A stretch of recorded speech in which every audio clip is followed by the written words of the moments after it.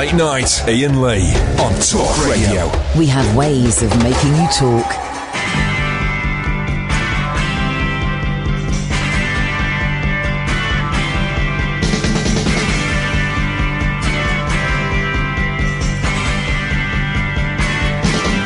As I walk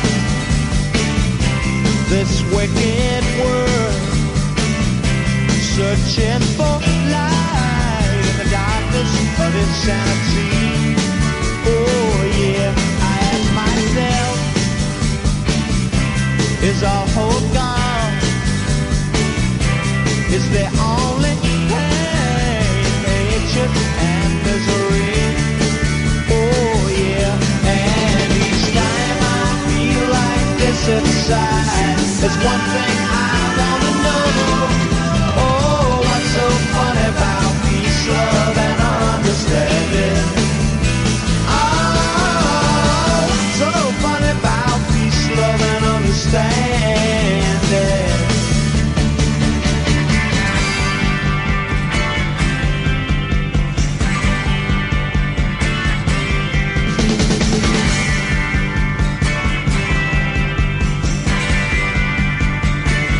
And as I walk on through troubled time, my spirit gets so downhearted sometimes. So where are the strong? Who are the trusting? And where is the harmony, sweet harmony? 'Cause each time I feel it slipping away, it just makes me wanna cry. So what's so funny about peace, love, and understanding? Oh, what's so funny about peace and love? Yeah, yeah, yeah, yeah.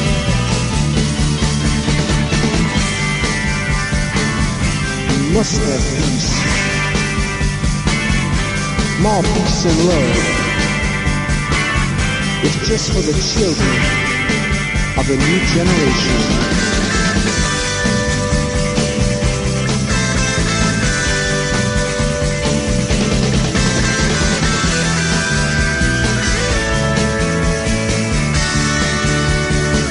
So where are the strong? And who are the trusting? And where is the harmony, sweet harmony?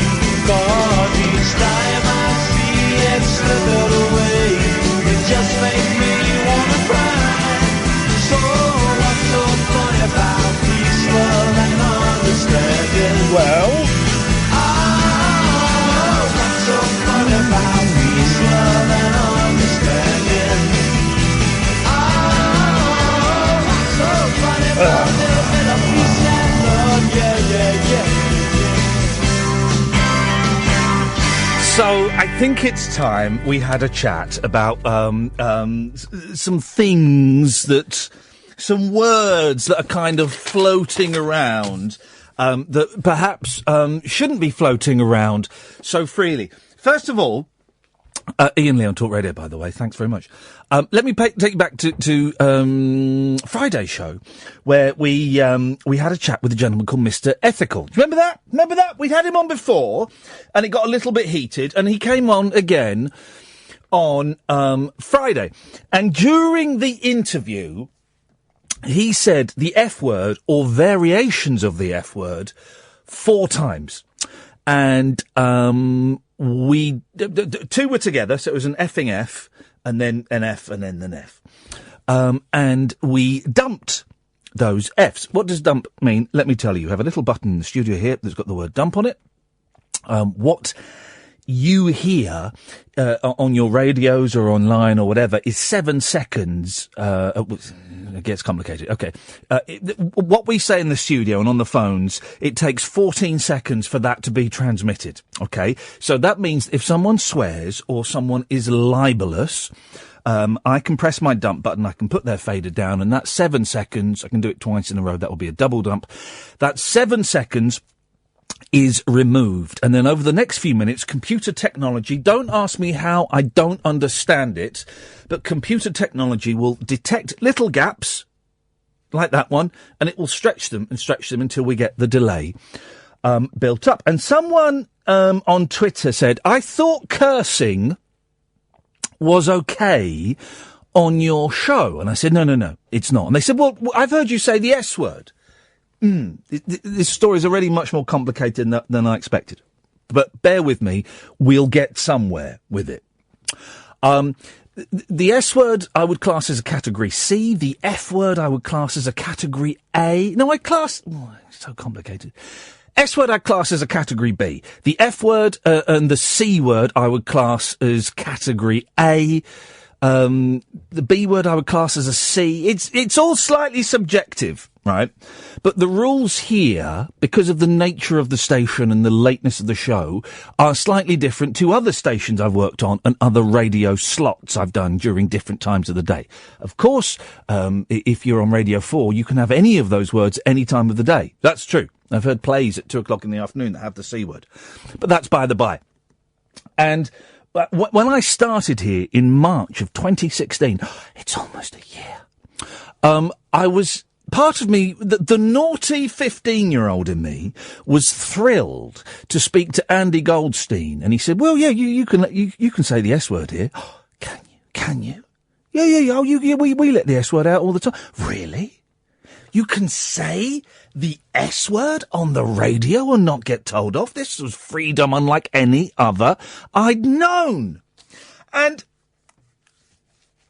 I got a little bit free and casual with some of the language. Now, unlike television, there is no watershed on the radio. The watershed on television means that after 9 o'clock, you're allowed to have bad language. And it's supposed to be gradual. So between 9 and 10, you'll get an F and an S. After 10, you could have a C. That's kind of got a bit blurred, and you'll often hear bad language before 9.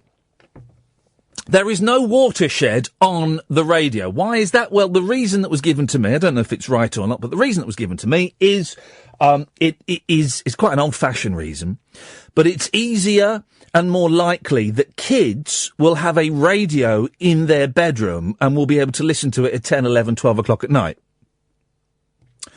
Now, it's 2017 and kids have got mobile phones in their bedrooms and computers and tellies and laptops and all these kind of things. So it's slightly dated, but those are the rules, right? Those are the rules. And last year, I think I did say the S word, and I did say some other swear words, some C's, some category C's and maybe some category D's. And it was free and easy and it was fun. And then, towards the end of last year, we had a guest on who, I totally misjudged it. And he swore a couple of times and we managed to dump it. And then he swore again and I didn't dump it. And that is my fault for not being stricter, when he did the initial swears. And it's all fine and we apologised and we did everything we meant to do. But I felt I had let myself down. And my boss, rightfully so, phoned me up the next day and said, you crossed the line there, don't do it again. Fair play, he was doing his job. He was completely in the right to give me a phone call and to slap my wrist, and I apologised and I thanked him for being so understanding. And because of that, because I've been thinking a lot over Christmas about where I want the show to go and what I want the show to be, the telling off was like about 10% of it. The rest of it has been me thinking about the show I want to do, and I'm also aware that we do have a lot of young people under the age of 16 listening to us, all over the world, and I'm thrilled by that.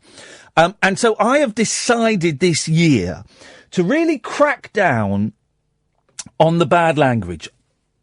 I think I've pretty much cut all of my bad language out. I may still have a few bad habits. I'm not sure. So I'm sure you could find examples in 2017 of me saying something that perhaps is a little bit naughty. I'm sure you could.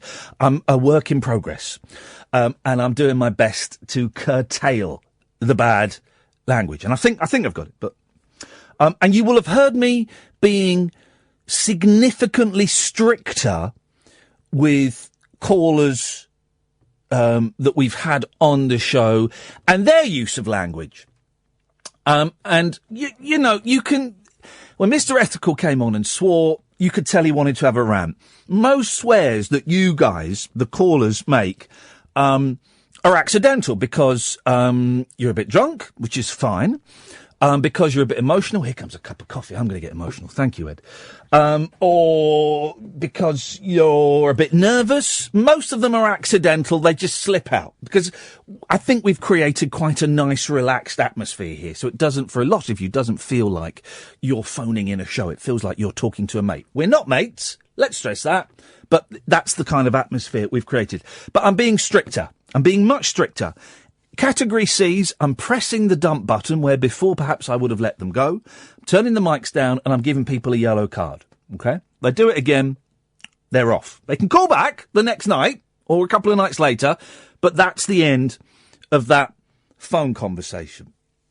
And I think it's important to clear that up because some of you have been kind of questioning, but before Christmas and after Christmas, I thought swears were allowed. They're not. Okay, they're not. There are other words that are, I was going to say equally as offensive, potentially more offensive than swear words, right? And there's a few of them that are going around at the moment that have suddenly become normalised, that have suddenly become acceptable to bandy around willy-nilly. One of them, and one I don't know that much about, but I was doing some reading up on it tonight, is Cuck. Cuck. Now, Cuck, of course, is short for cuckold. And that is, if you are a cuckold gentleman if your wife is cheating on you. So, you know, it's a bit of a sleazy word. In the last year or so, it has been taken over by racists and by white supremacists. A significant number of racists and white supremacists fall under the user-friendly title alt-right. And they use cuck in the sense of you want to see your wife having sex with another man and that other man should be black. I've been reading up on it.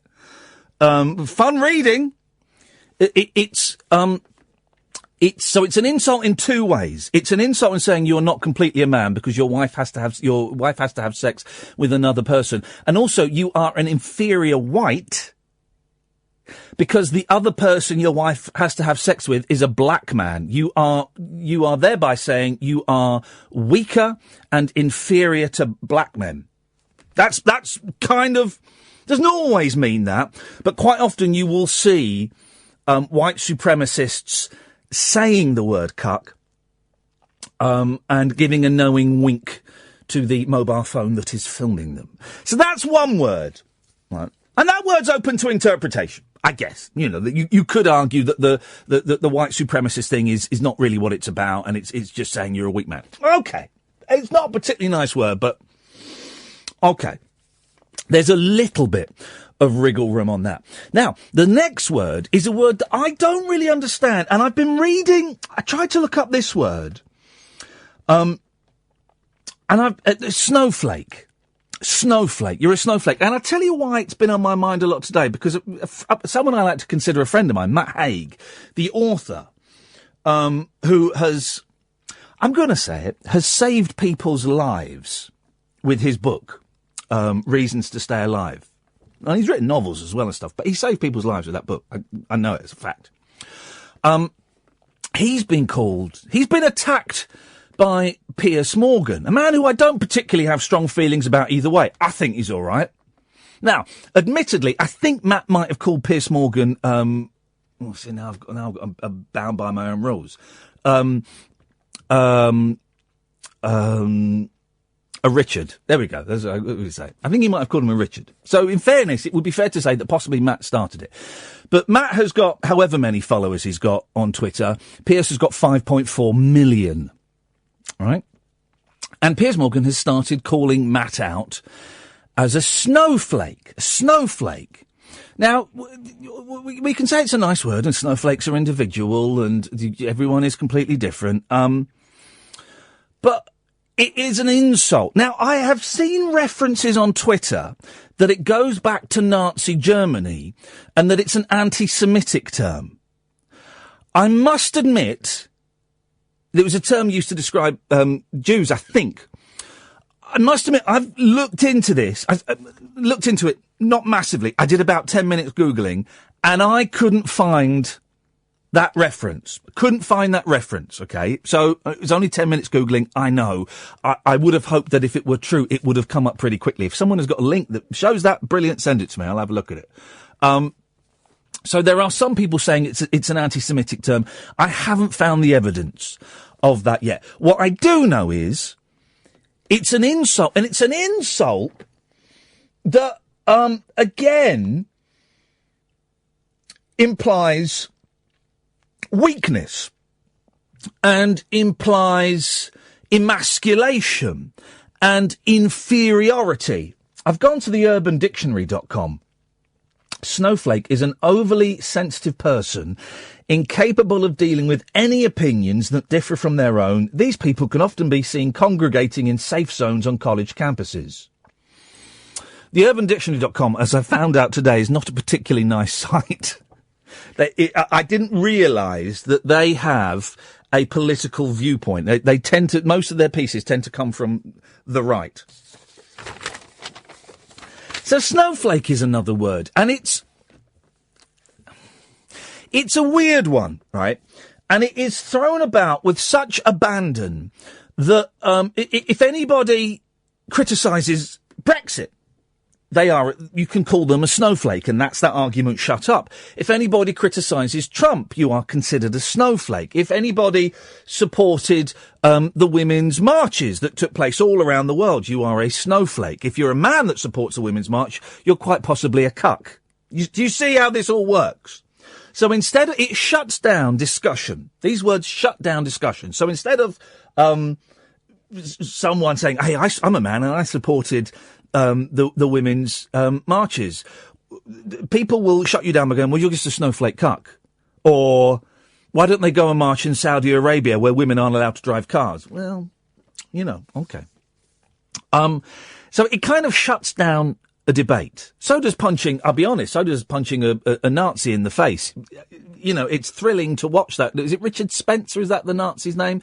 I don't know a lot about the gentleman, but it was thrilling to watch that clip, if I'm honest. It was a thrill to see something so real and live happening. But, hey man, I'm a pacifist, so I don't think you should be going around smacking anyone in the face, even if they are Hitler. I don't know.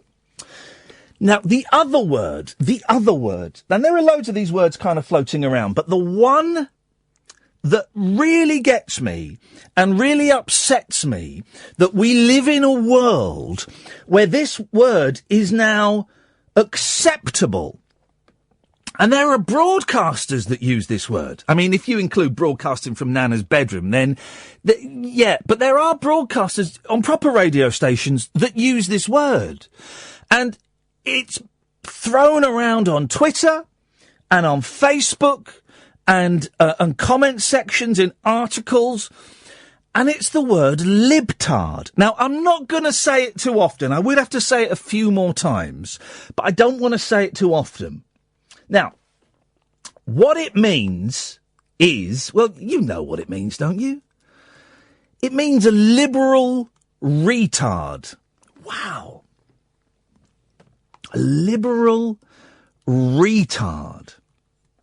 Just let that sink in for a bit, because maybe you've used it and you didn't realise, you hadn't made the connection in your brain.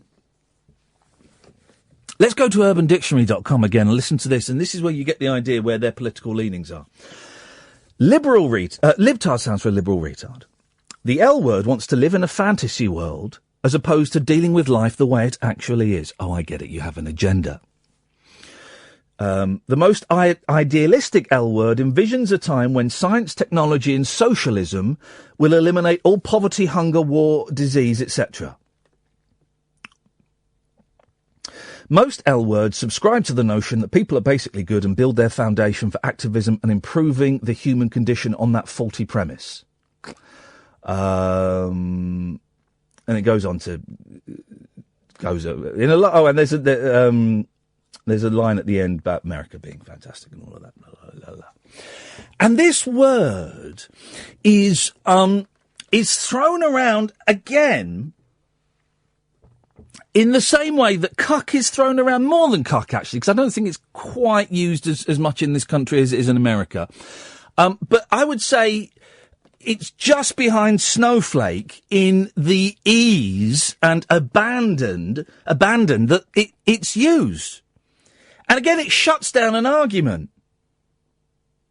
Oh, I'm really disappointed that this country voted Brexit, and I think people were lied to. Oh, shut up, you libtard. Argument, instead of engaging in an argument, going, well, why do you think we were lied to? Or, well, you know what, it's kind of tough. What can we do to work together to make this thing work? Shut up, you libtard. Argument is shut down. And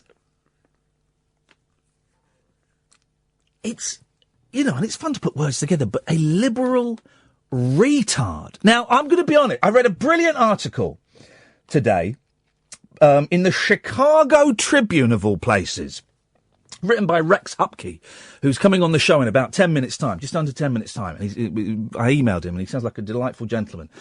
And it's a brilliant article about how this word is being used more and more, and it is unacceptable. It is unacceptable.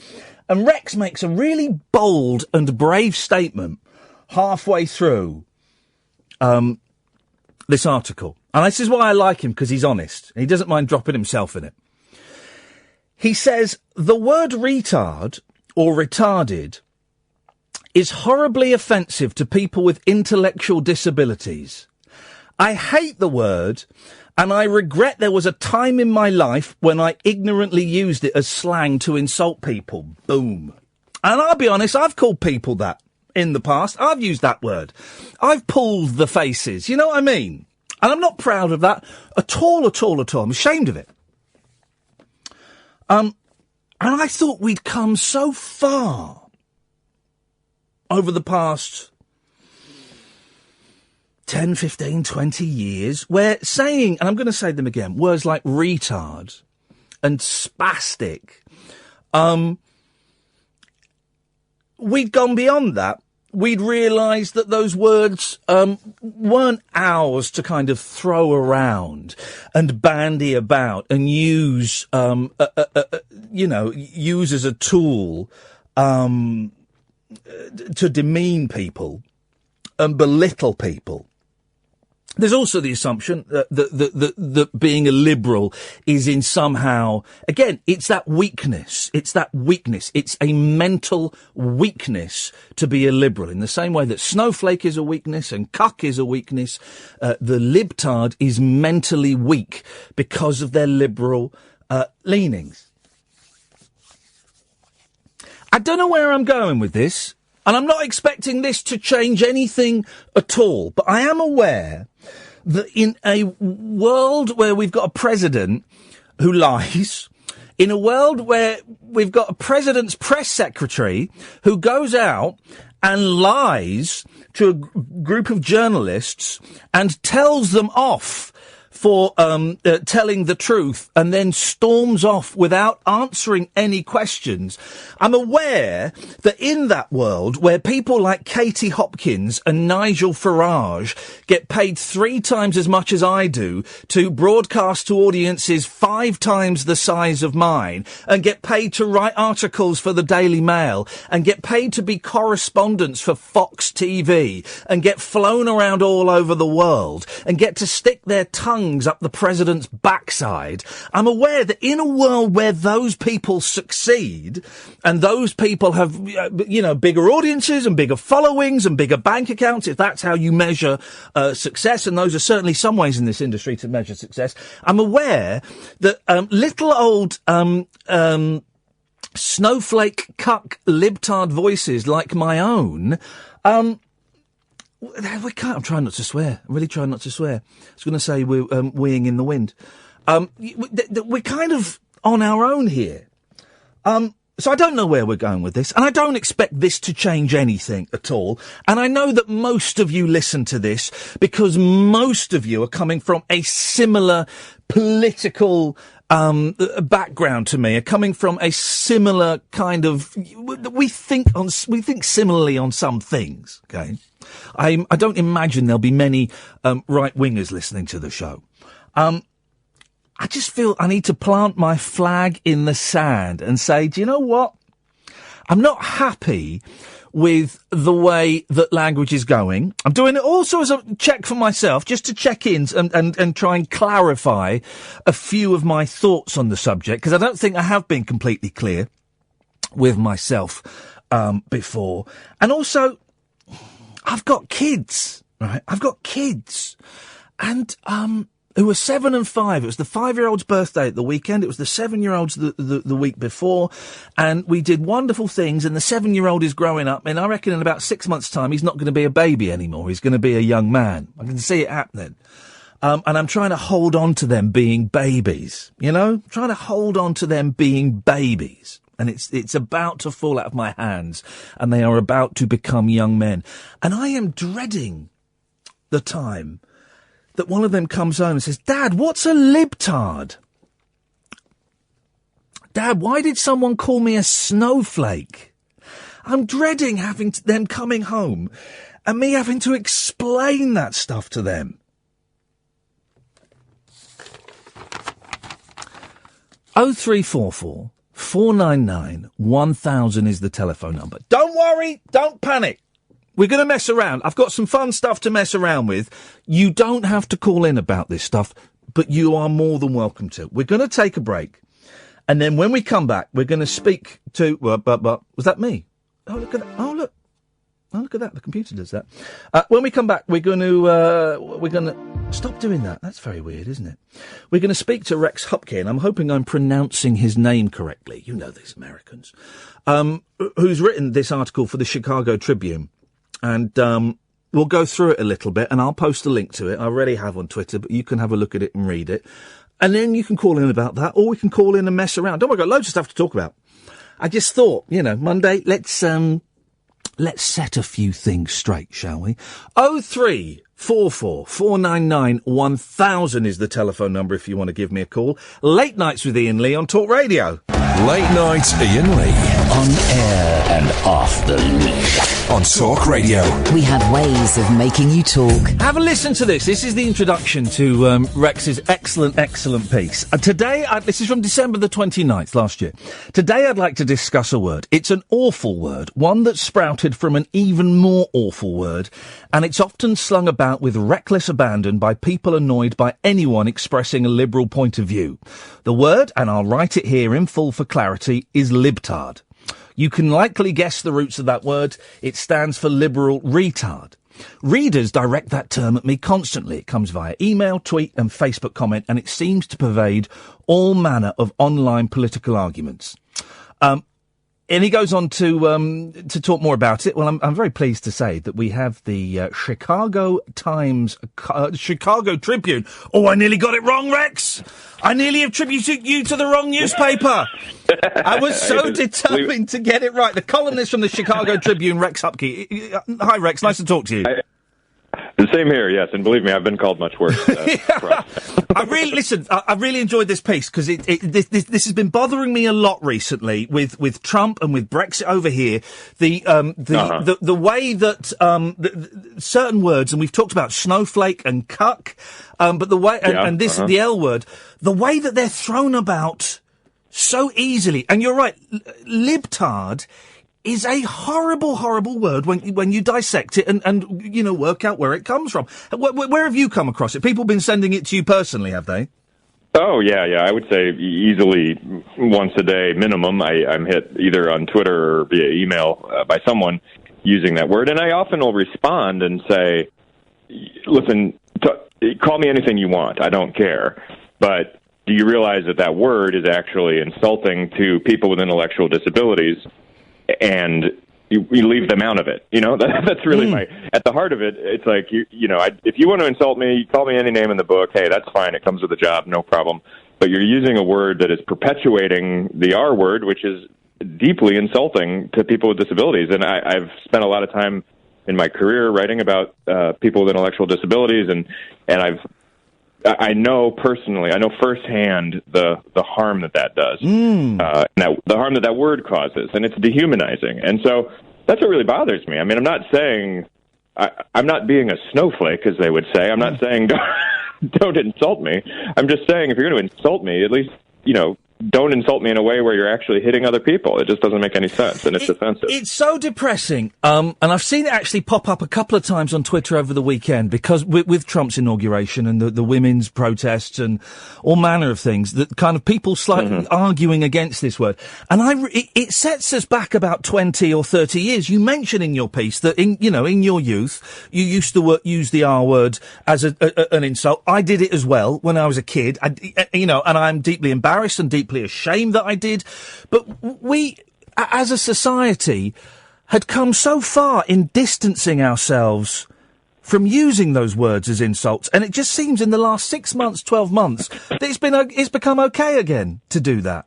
Yeah, it's this whole battle against what people call political correctness, and it's honestly what it really is, though, is just an excuse to be a jerk. I mean, people are just using this as a way to say, well, I've always wanted to speak like this. I've always wanted to say this. I'm going to just do it, and I don't care now. And it's cool, and it's somehow like I'm part of a club now that where this is acceptable. But the thing is, it's not acceptable. And the people that are being insulting, whether it's the L word, or all variety of different just brash and offensive comments that people are using nowadays much more freely. That's a small group. They're small and loud, but that is not most people. And I will say the response to that column I wrote was overwhelmingly positive. I mean, of course there were a few knuckleheads, as there always are, but by and large, both from liberals and conservatives, I heard back with people saying, that's just bad. Can I play devil's advocate for a second, Rex? Is there not a danger, the echo chamber effect, though, where the people that are likely to read your column are likely to kind of agree with you anyway? Yeah, that's certainly an issue, although I will say a lot of people who don't like me seem to read. Perhaps my avid readers are the ones who dislike me. Yeah, the same with our listeners, actually, yeah. I'm sure, yeah. Well, that's pretty, I listen to Rush Limbaugh. I don't like Rush Limbaugh. So, it's that sort of, you get a surge of some kind of dopamine or something whenever you get angry, I guess, or whatever. But like I said, usually I can tell when a column has been received by kind of just one audience. But in this case, like I said, what surprised me was the feedback I got from a lot of people who are conservative, and they said, I'm conservative. I usually disagree with you like 98% of the time. But in this case, a lot of them had their own experiences. They had a child with an intellectual disability or a family member they knew of somehow. And so it was nice to see, and that's the kind of thing. Given what's and you're seeing it there too. I know the sort of this kind of orneriness, this desire to be almost really mean is what it seems like. Where suddenly being mean is a sign of strength and mean is the word.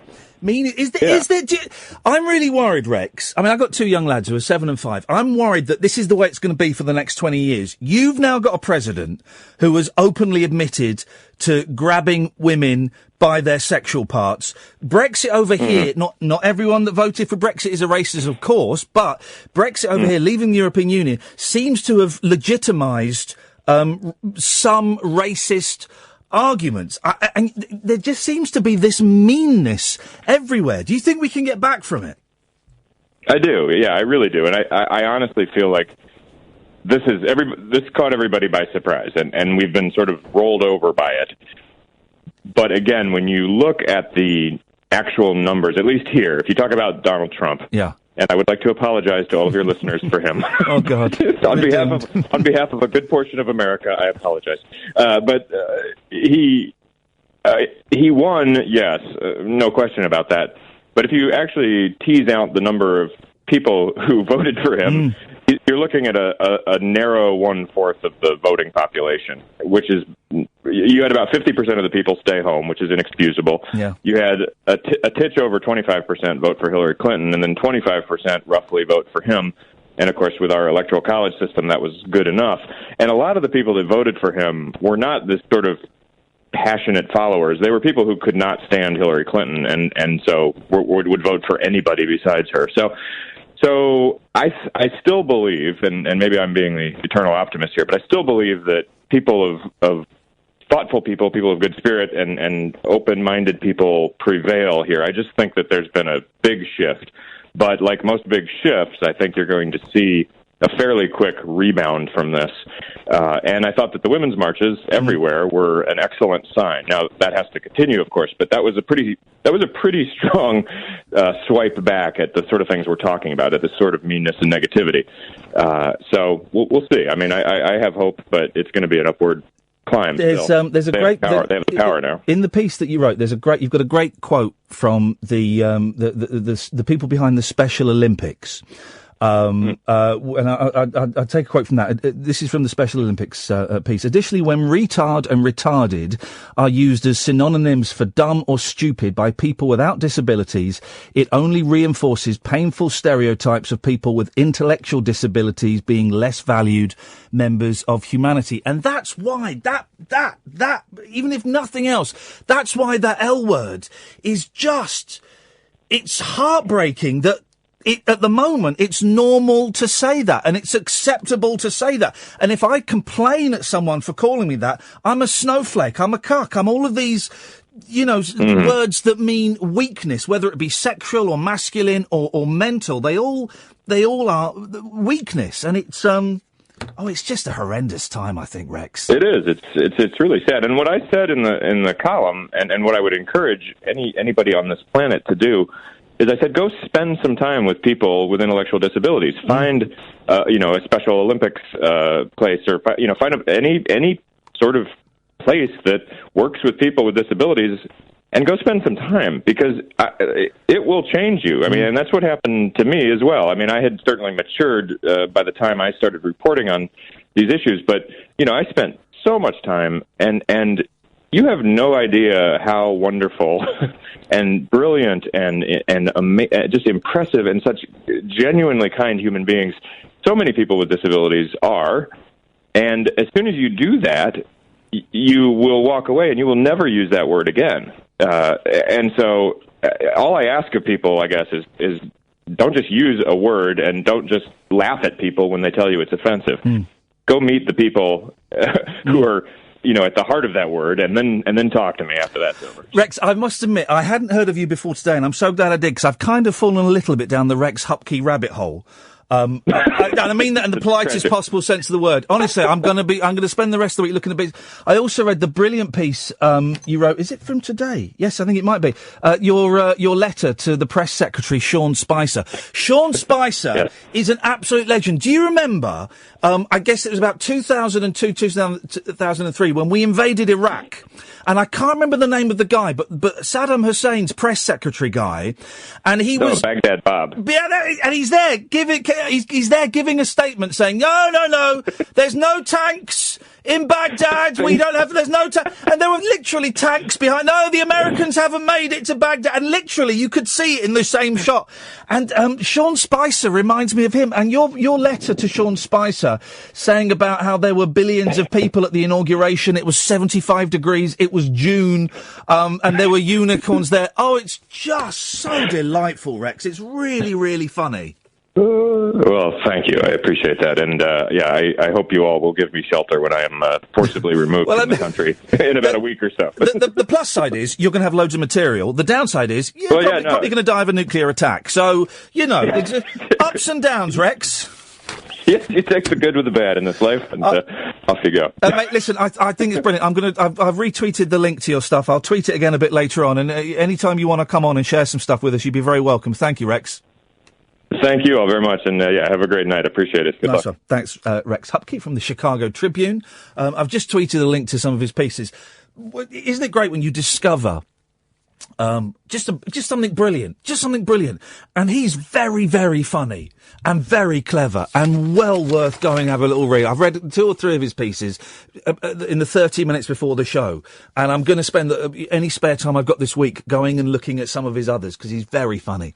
0344 499 1000 is the telephone number. If you want to give us a call, don't worry. I have fun stuff for us, including celebrities that have had the same haircuts their entire career. I'll give you 2, Brian May and Jerry Lewis. Thank you very much indeed. Late Nights with Iain Lee on Talk Radio.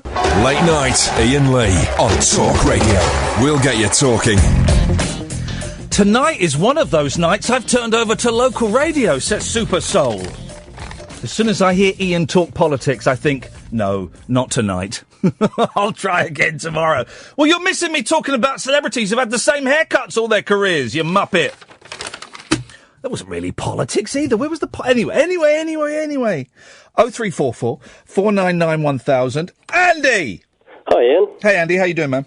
Yeah, not too bad. I just want to find out, talking about this word libtard. Yes.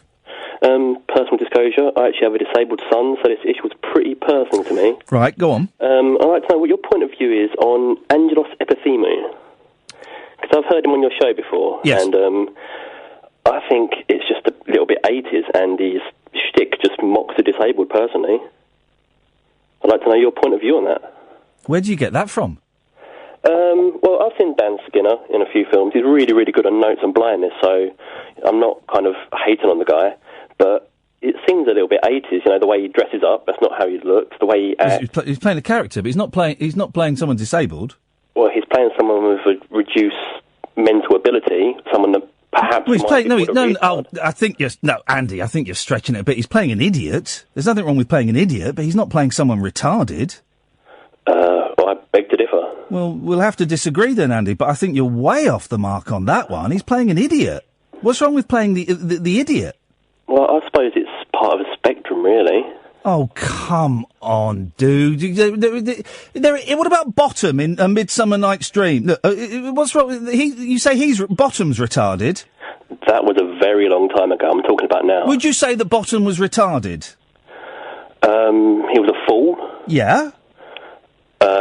Would you say he was retarded?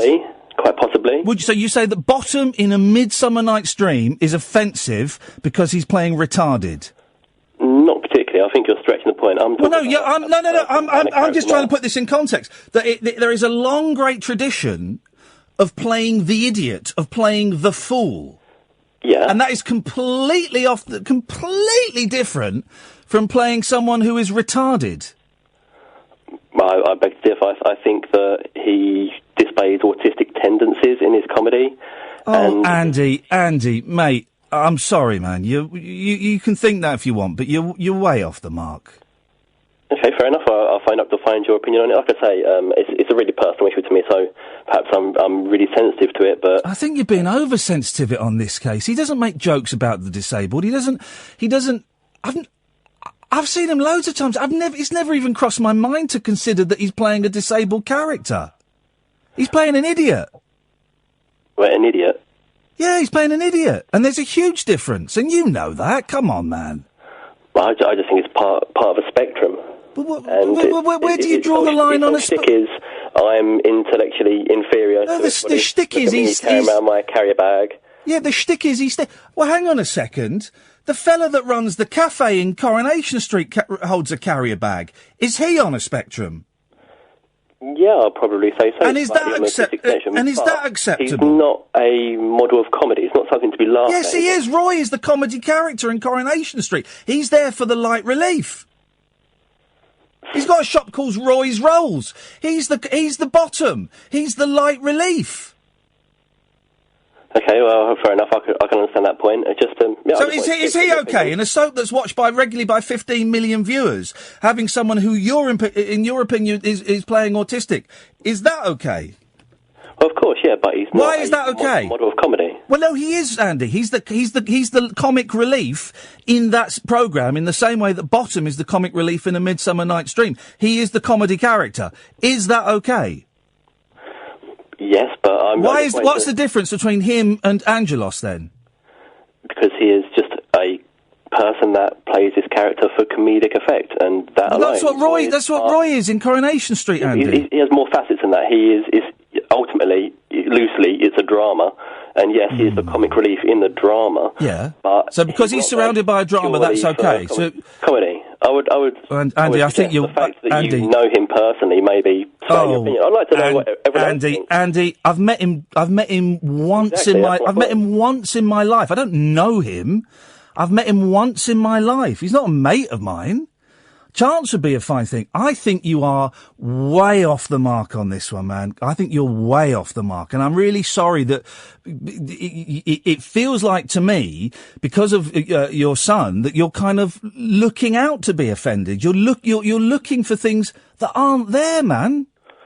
Oh, not at all. I wouldn't say I'm looking out to be offended. I would say that I've seen him. I'm a massive Shooting Stars fan. That's the first time that perhaps me and a lot of people saw him. And I don't know, it's just he's a bad taste out of my mouth, to be fair. And no, I respect your opinion, fair enough. Perhaps you are right, perhaps I am being overly sensitive, but that's how I feel. Okay, nice one, Andy. Thanks for calling. Cheers, mate, bye. 0344 499 1000. Alan. Hip, hip, hip, Alan. How was the weekend? It was good fun. Good fun. What did you do with the lads?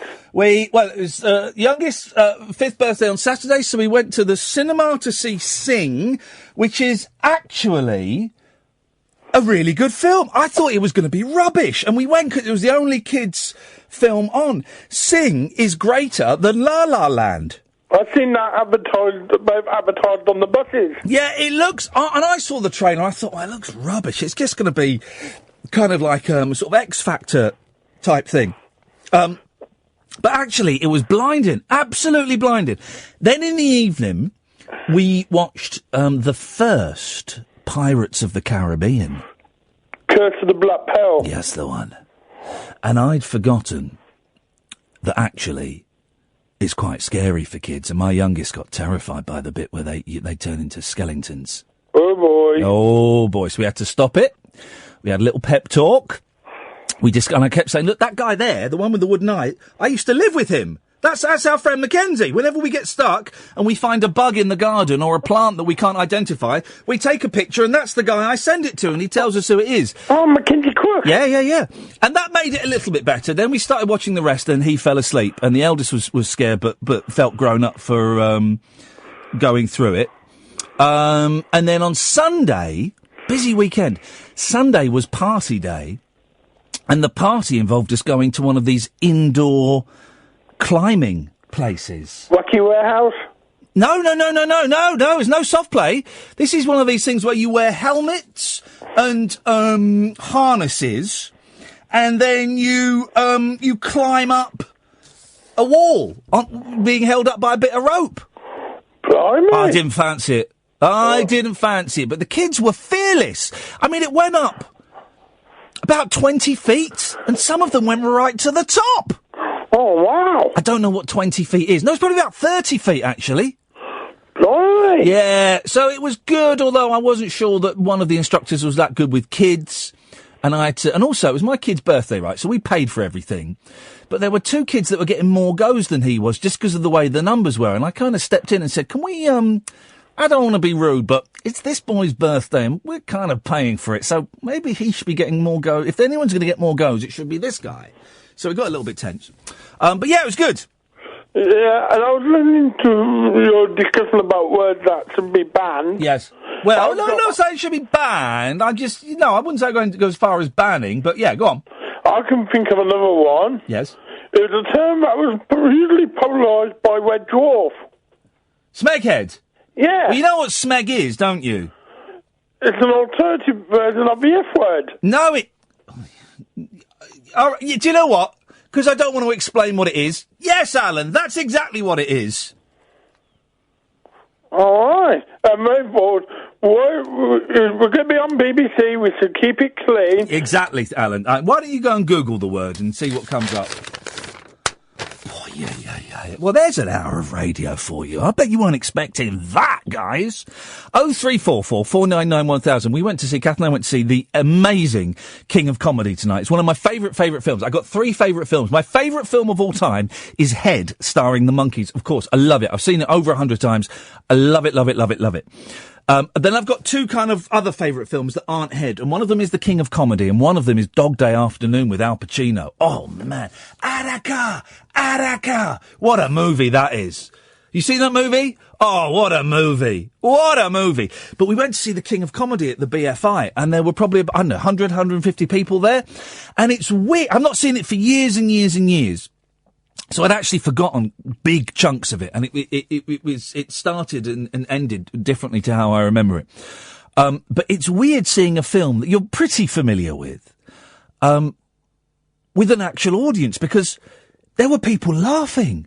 That was the weirdest thing. There were people laughing, and some people were laughing at the bits that I found funny. Some people, how dare they, were finding other bits funny that I'd never noticed before.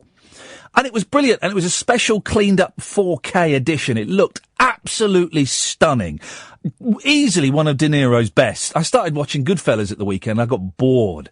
I started watching, not White Heat, not City Lights, Mean Streets. I got bored. But King of Comedy, oh, man. It was a joy. But. I was looking at people's hair in it. And I was looking at Robert De Niro dressed up as Rupert Pupkin and thinking, I think I could probably pull him off if I were to go to a fancy dress party. That is possibly who I go to. I could probably find a suit like that. And I was fascinated by De Niro's hair. It's a really strange styling. And Jerry Lewis is in the movie. And Jerry Lewis has the same haircut in 1982 as he's got in 2017 as he had in 1949. This kind of DA cut that's slicked back. Thick grease and a side parting. And it got me thinking, dear listener, which celebrities have got the same hair they've always had? Have a think over the news and give me a call. 0344 499 1000. Late Nights with Iain Lee on Talk Radio. Talk Radio. I've been tweeted. The alt-right are out for me.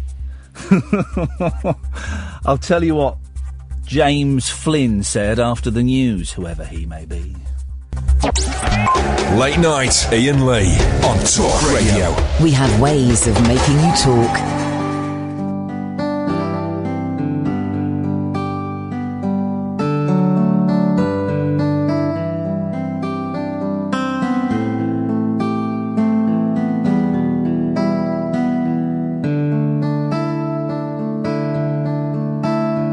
Sometimes I expect a little too much.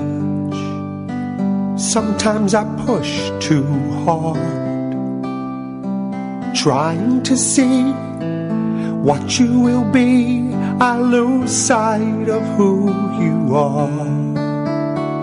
You're still a young man with the world in your hands to mold any way you choose. Your dream and mine are one of a kind. We both want the best for you. I just want to see you shine, son, as bright as you can. You're an exceptional boy. You'll be a hell of a man. Whatever you decide to do, just give it your best, and that'll be fine. I just wanna see you shine, son. Wanna see my sunshine.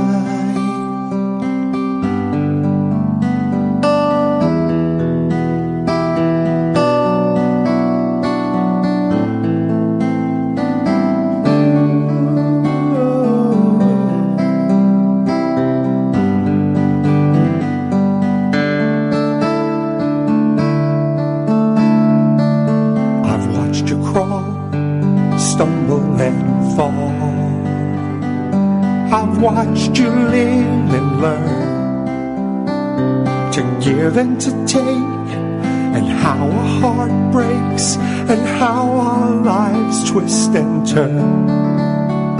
You don't have to be the reflection of me. You don't have to fill my shoes. But if you need a hand, you know your old man will always be here for you.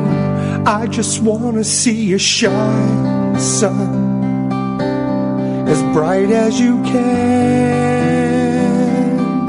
You're an exceptional boy. You'll be a hell of a man. And whatever you decide to do, just give it your best, and that'll be fine. I just wanna see you shine, son. Wanna see my sunshine. Yes, I just wanna see you shine, son. Wanna see my sunshine. That'll do, wouldn't it? I like that song, Dennis LeCorrier. It's good, isn't it? It's good, that. I've been thinking about my boys and stuff because of the weekend and birthdays and they're... No more coffee for me. No more drinks for me, dear listener. We have no calls lined up, so if you want to give us a call now, would be an excellent time. 0344 499 1000. So. Oh, I tell you what, the celebrities have got the same haircut. Someone has suggested on Twitter, and I think we can say this. Who was it who suggested this? Louise, Jimmy Saville. She's correct. Jimmy Saville did have the same haircut. So we've got Saville, May, and Jerry Lewis. Anyone else? 0344 499 1000.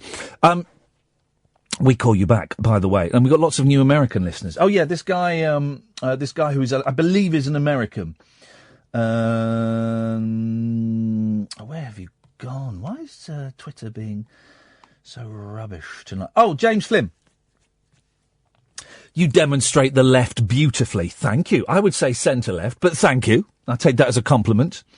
Terrified of words like snowflake. And here's the rub.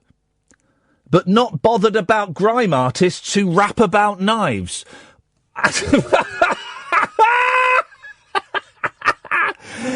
mean, he's an American, so I'm guessing he might be listening because Rex tweeted the link. I'm guessing that's how he's found us.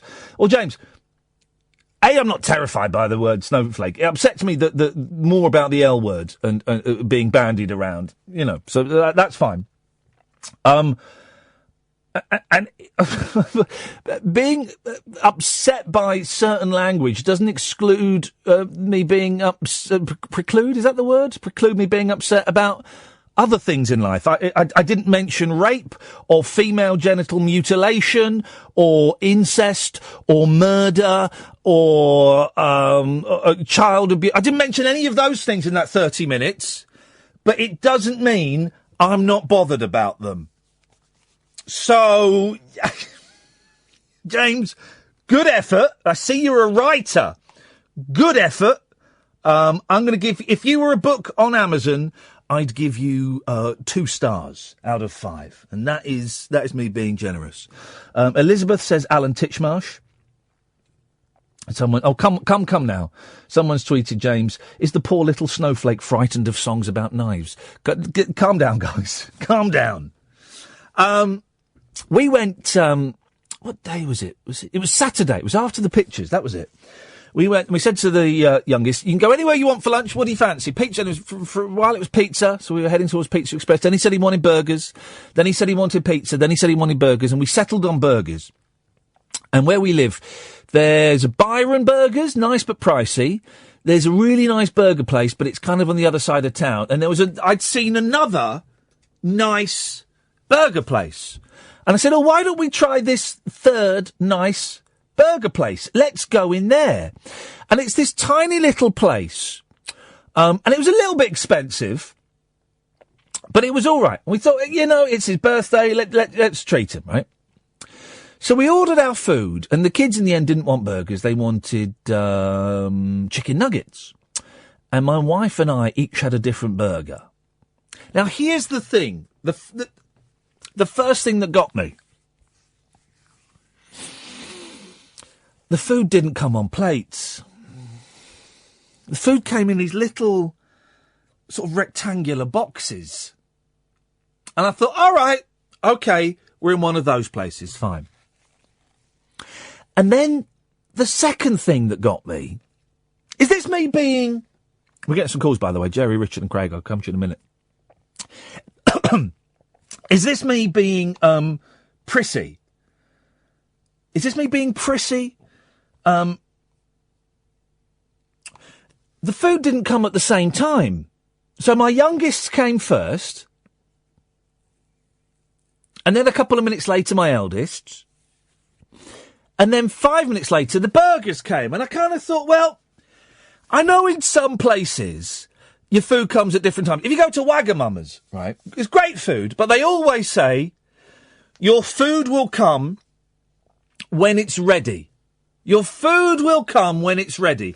And they say that every time, and you accept that. And every other place I've been in, it doesn't happen very often, but where the food is going to come at different times, they say, just let you know, your food will come when it's ready. They didn't at this place. So the boys came, 2 minutes later, 3 minutes later, the next boys came, 5 minutes later, the burgers came.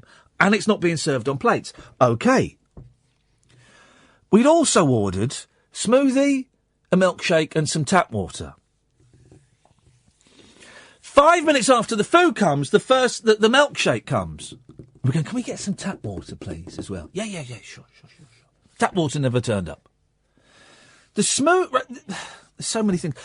My smoothie came after we'd finished our food, right? OK, that's fair enough.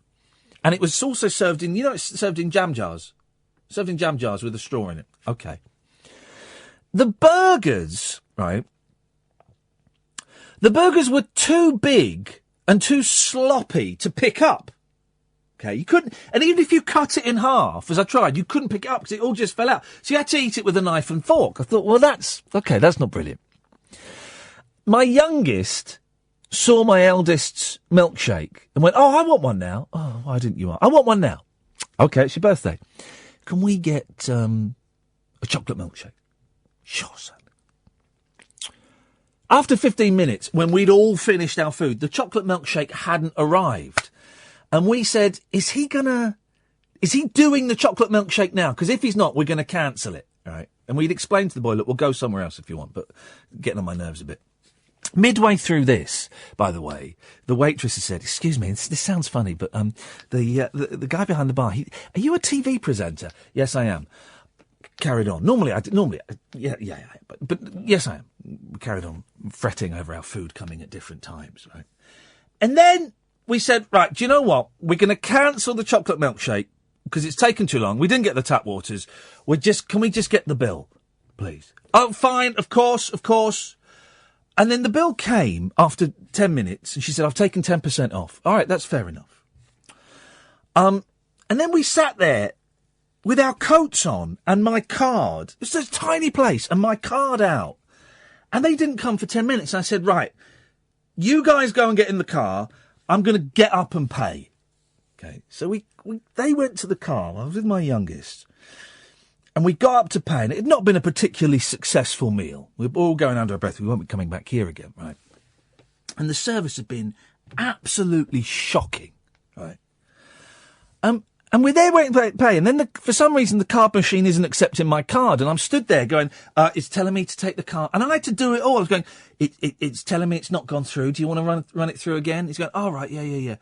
And then he said, and this is the only time in my life, he said to me, I know this sounds funny, direct quote, I know this sounds funny, but can I get a picture with you?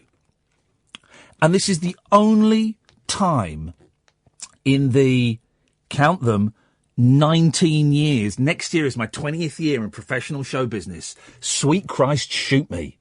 In the 19 years of being vaguely recognisable, the only time I've gone, no, do you know what? Now's not a good time. Because inside I was fuming. We'd already had money taken off and there was certainly no tip going to be left. And inside I was fuming. And he said, I know this sounds funny, but can I have a...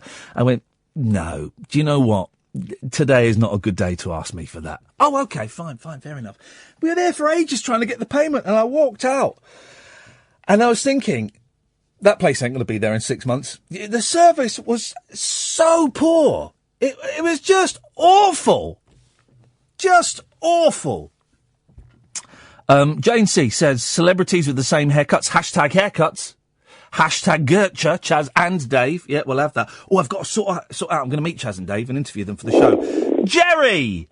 Well, what's that bloke about Dan Skinner for? Oh, I don't... listen, I don't know. I like Dan Skinner. He's a good actor. If I thought for any second Angelos was mocking the disabled, then we wouldn't have him on him, have him on. But he's not at all. He's playing the idiot in the great tradition of people playing the idiots that goes back to Bottom.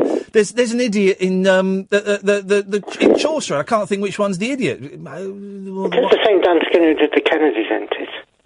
Who did the what? The Kennedys. I don't know. I don't follow his entire... I've not got his CV in front of me. Have you not? No.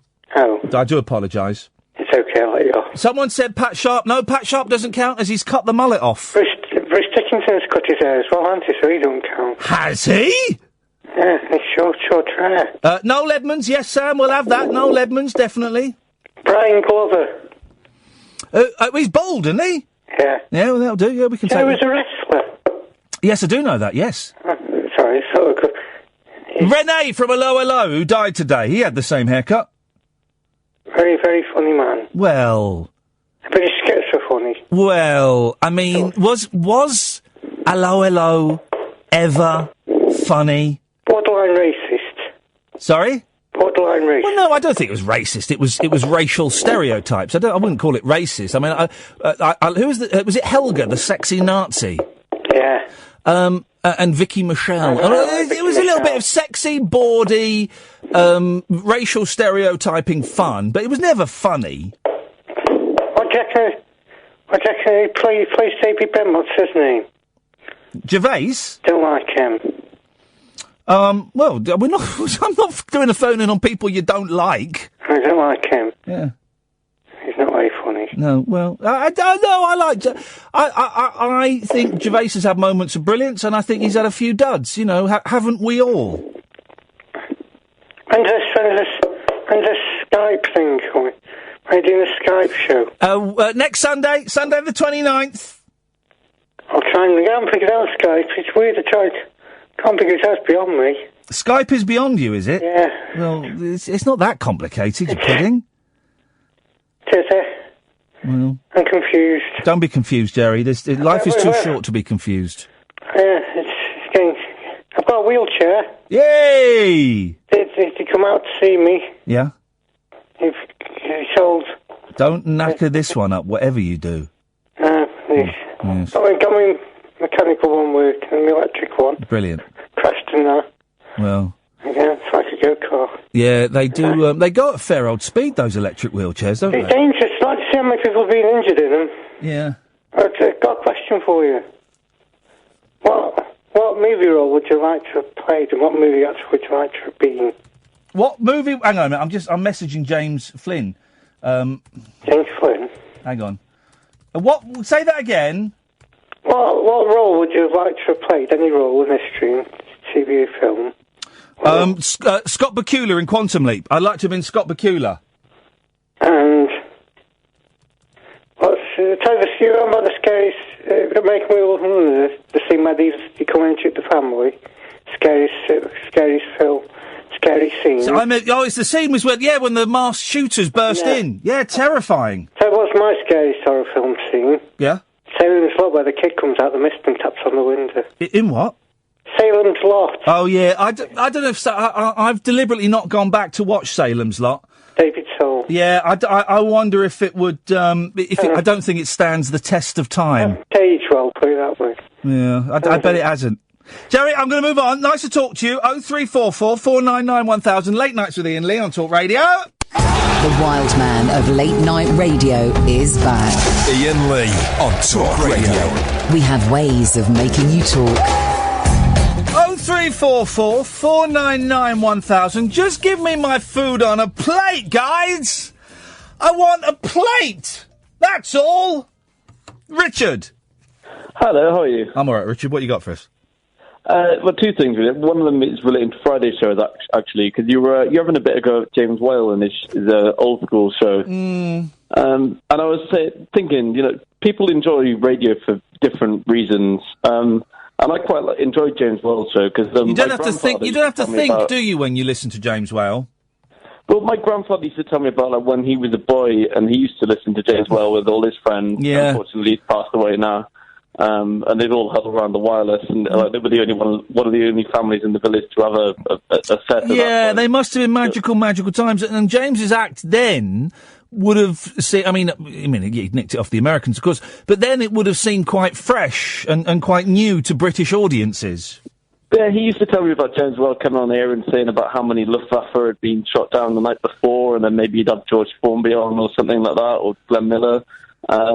And it's sort of like, I like that I can still listen to that same show now. He's still doing it after all these years. So Ed, can you do me a favour? Ed Mundo, who Tech Op's on this show, produces James's show. They've got a Tech Op producing their show. Ed, could you clip Richard's call, and could you send that to James Whale and Ash so they could listen to it tomorrow night on their show? Would that be all right? Because I think that would mean a lot to them. That's very kind of you, Richard, to phone up and say that. I think that will really cheer him up.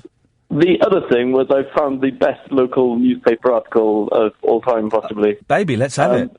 It's about an adult bookshop in Cardiff closing down. Yeah. And it features many quotes from the proprietor, in which it just, by the end of the article, it descends into an old man ranting. Oh. The article starts off with, it's called Colin's Books, the shop. Yes. And it says, smoking an e-cigarette, wearing a blue cardigan, surrounded by hardcore DVDs, he admitted he didn't give an F about the place. Oh. I've been here so long, I'm old, I'm 68, my partner is 73. I've been working for 54 years now, I've had a guts full. But as it goes on, he descends into talking about, he rants about people who work in offices. Wow. Bizarrely chips. He says, I'm sick of chips. What? I don't eat them. You get sick of them. I've been bringing my own lunch for years. And he runs a mucky bookshop? Yeah. And it's closing down? Yeah, it's closing down. And he's going to retire. And on asked what he's going to do when he's retiring, he said, I used to play golf, but I can't play golf because of my arthritis. Oh. I've got a gammy knee as well. Hey. I've got to wait forever to get that fixed. That reminds me, when it was just before, it was kind of my time. It started before my time, but carried on for a bit. When I was at BBC local radio station, there was a regular caller who would phone up. Was it Ken? I can't remember his name. Who would phone up, and it was just before my time that kind of started. He was really upset, right, because there was a shop or a hospital or something, and Sir Jimmy Saville had planted one of the bricks, had laid one of the bricks in this building, right? And it said there was like a brick in the building. There was a brick in the wall of this building, right? Right. Okay. It was Ken from Sandy. What was it originally? I know what it became. Go on to Ed's mic, Kath, because you were there. You were there when this kind of Ken started. I think it was a charity shop. Right, and there was a brick that Jimmy Saville had laid, and it said something like, this brick was laid by Jimmy Saville in 1971. Yeah. And why was Ken so upset? Because of a change of use of the shop. Didn't it become an adult shop? It became an actual sex shop. And so and this was before, obviously, the scandal broke. And Ken would phone up and saying, I'm starting a petition to, I don't know where he was from, but he was old. I'm starting a petition. I want BBC Three Counties Radio should be covering this. So I'm doing it in Jimmy Savile's voice. That's where it's going. I was just about to say, was it Jimmy Savile himself? Now that Jimmy Savile has passed, it is outrageous that a brick laid by Sir Jimmy Savile should now be part of a sex shop. I'm starting a campaign to get this brick taken out of the wall and put in a museum or used somewhere far more appropriate, right? And go on, Kath found something. Go on. I found the link. I'll send it to you. Oh, no, go on. Tell me what it says. This is from the 6th of November 2011, and it's got a picture of him doing a glum face next to the brick. Yeah. And it says, a councillor is calling for a special brick to be removed from a sex shop, which he says is an insult to the late Sir Jimmy Savile's death. The innocent. More appropriate. Ken Lynch, parish councillor for Sandy, said that now the 84-year-old Jim will fix it star is dead. He's continuing with his demand for the brick to be taken out of the wall of the adult pit stop off the A1 near Tempsford. He was part of the Sticker Brick Fund fundraising campaign that raised thousands of pounds for the spinal unit at Stoke Mandeville Hospital in 1981 and which was organised on behalf of the Jimmy Saville Charity Appeal. Around 100 limited edition bricks made bearing fleur-de-lis crest of the Prince of Wales was specially created to commemorate the International Year of the Disabled. Councillor Lynch, 74, said, "I worked for Sir Jimmy for 3 years on this campaign. The brick was put into the building before it became an Indian restaurant and now it's a sex shop. Yep. I protested against it and tried to get the brick removed. People might say I'm being unreasonable. When Sir Jimmy was alive, I couldn't really publicise it, but now that he's gone, I'm demanding it be taken out. I hold Sir Jimmy in great esteem and feel it's an insult to him and the way he lived his life." And he would phone up my show, like, twice a week, Richard, to bring, and if we were short of calls, we'd whack him through. And then when the sex scandal initially broke, he would still phone up about it and still get quite upset saying, "There's no truth in it. I knew Jimmy Saville. There's no truth." And then when it was finally officially confirmed that Saville was a massive nonce, he stopped calling. Do you know what it was? I thought it was a charity shop. Do you know what it was originally? Go on. Happy Eater. Well, there you go. Oh dear. I'm really interested by this concept of 100 limited edition bricks, because surely the market for Jimmy Saville signed bricks isn't big enough that 100 is, I think you'd struggle to sell 100 rather than... Here's the thing, if you can source all 100 bricks and build a tiny house out of it, you can summon the spirit of Jimmy Saville. That's what happens. Well, that's probably what I'm going to do. Bye. Bye. He's gone. There we go. 0344 499 1000 is the telephone number. Craig, come to you after this. We have no calls after Craig, so now will be an excellent time for you to give me a call if you want. Oh, and I must remember, I watched... I told you I watched Sing at the weekend, and Sing was surprisingly brilliant, actually. I'd give it a 7 out of 10. I thought it was going to be absolute pony, and actually it was a lot of fun. And there were some genuinely funny bits. We watched the first Pirates of the Caribbean film, and I'd forgotten how great that is. It's a bit long. And I must admit, I dozed off for about 10 minutes in it. There's a boring bit in the middle, and I dozed off for about 10 minutes. And then last night, you know when you watch something, it can be a film or it can be a TV show, or you listen to a record or you see a show and you think, flippin' heck, that's enriched my life. That's A, that's art, B, possibly a masterpiece, and C, it's enriched my life. Well, I saw a film like that last night. It was incredible. 0344 499 1000. Late Nights with Iain Lee on Talk Radio. Late night conversation worth losing sleep over. Iain Lee. On air and off the leash. On Talk Radio. We have ways of making you talk. So the film I watched last night, no spoiler alerts. You're safe here. You're in safe company here. And we can still call in about people with the same haircuts. Terry Wogan, yes. Jimmy Carr, yes, thank you, Andrew. Arrival. Have you seen that? Arrival. I really wanted to see it at the pictures, and I just never got round to it. And it gets really good reviews everywhere. And there was one review on IMDb that sold it to me. It said, 1 star. This film is really boring. All they do is go to the spaceship and then come back again several times. I thought, that actually sounds like quite a good film. For those who haven't seen it, it's got the beefcake actor in from London, Man Down in London, Glenn Sidewell. What's his name? Graham Garden. No. What's that beefcake actor called, Craig, from Man Down in London? The Scottish one? Yeah, but I didn't know he was Scottish, but apparently he is. Oh, he was in one of those blowing up the White House films, wasn't he? Yeah, he does the advert for SIM cards. Yeah, we know who he is. Okay, he's in it. He's in it. He does an advert for SIM cards. A poster of him doing like a karate move for SIM cards. And I didn't realise he was Hey, you see, Limmy's been reported to the FBI. Isn't that brilliant? Kearney. Absolutely. Limmy tweeted, the comedian, Good luck, Donald Trump, on your assassin inauguration. People went nuts. It's the same thing. People went nuts, right? Loads of people threatened to kill him. reported him to the FBI, all this, and it became sort of one of those news stories, right? And it's kind of the same thing. You know, everyone's up in arms, right? Gerard Butler. Thank you! Thank you! Gerard Butler's in it. I'll get to it in a minute. But I'm on a thing here. Up in arms. Everyone's up in arms because Madonna wants to blow up the White House. Madonna threatened to blow up the White House. You heard about this, yeah? Yeah.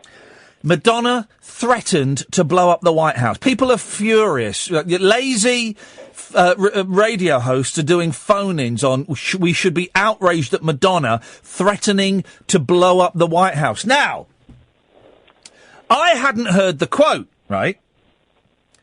And so I was holding off judgment because I was thinking, I bet she didn't say, I'm going to blow up the White House, or I'm threatening to blow up the White House, or come on women, we should blow up. I bet she didn't say that. Maybe she did. I'm going to hold judgment, but I bet she didn't.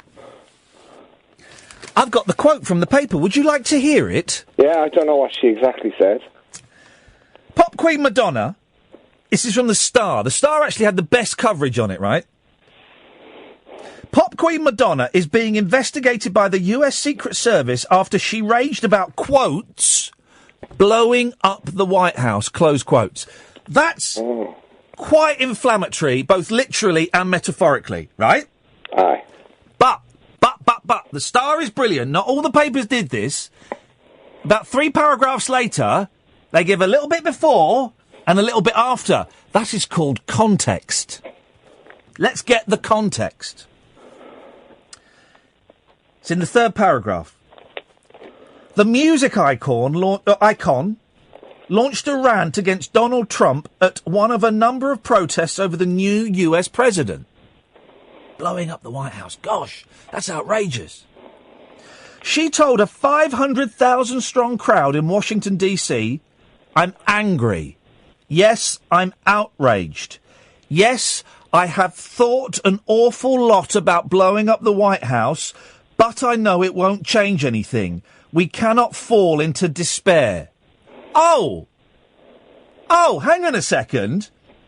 Because the tweets and the headlines and the we're talking about this, call us now things that I saw all weekend said Madonna had threatened to blow up the White House. Madonna had called on women to blow up the White House. Madonna had said she wanted to blow up the White House. The first paragraph here, she's raged about, quotes, blowing up the White House. But you get the context. And I bet if you took like 30 seconds before and 30 seconds after, it would be even more harmless. Less harmful. More harmless. I'm angry. Yes, I am outraged. Yes, I have thought an awful lot about blowing up the White House, but I know it won't change anything. We cannot fall into despair. Well, as far as I'm concerned, she's done absolutely nothing wrong. It's more of that fake news they're on about, isn't it? Well, it is to a certain extent. It's certainly bending the prism that news is shone through. You read the stuff at the weekend. You would have thought that she was basically it was a call to arms from Madonna. Here's the thing, guys. I've thought about blowing up Buckingham Palace from time to time, but I don't think it would achieve anything, and it would get me in a lot of trouble, and it would be a bad example to set my kids. But I've thought about it. I've thought about blowing up blooming Channel 4 because they shafted me. But do you know what? I think about it and think it's probably not a good idea. Doesn't mean anything. Doesn't mean anything.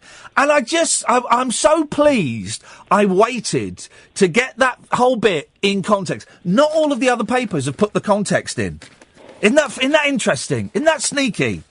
That's sneaky. She's done nothing wrong. She stood up there and said, I'm really angry.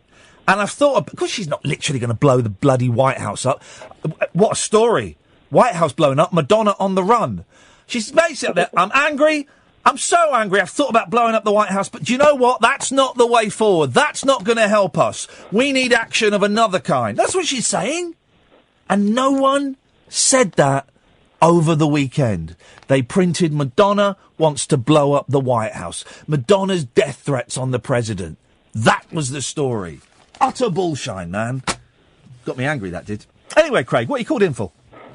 Well, I was going to call in about inappropriate movies showing your kids. But have you seen the 2 clips?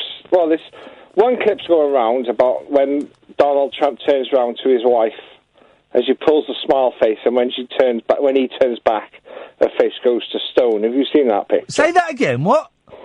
Trump's at the inauguration. Yeah. And he turns round and speaks to his missus.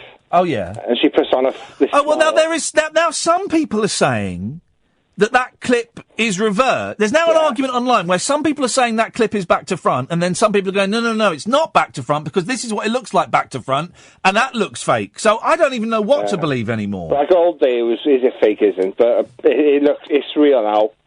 From different angles, there's different contents. That's the one clip that's amazing. But you see, I saw... Hang on a minute. Yeah. Hang on a minute. I watched a whole film at the weekend, 2 hours, 15 minutes. Congratulations. Of this Arrival, right? Starring Gerard Butler. Yes. It's not Gerard Butler in it. All right. It's some bloke called Jeremy Renner.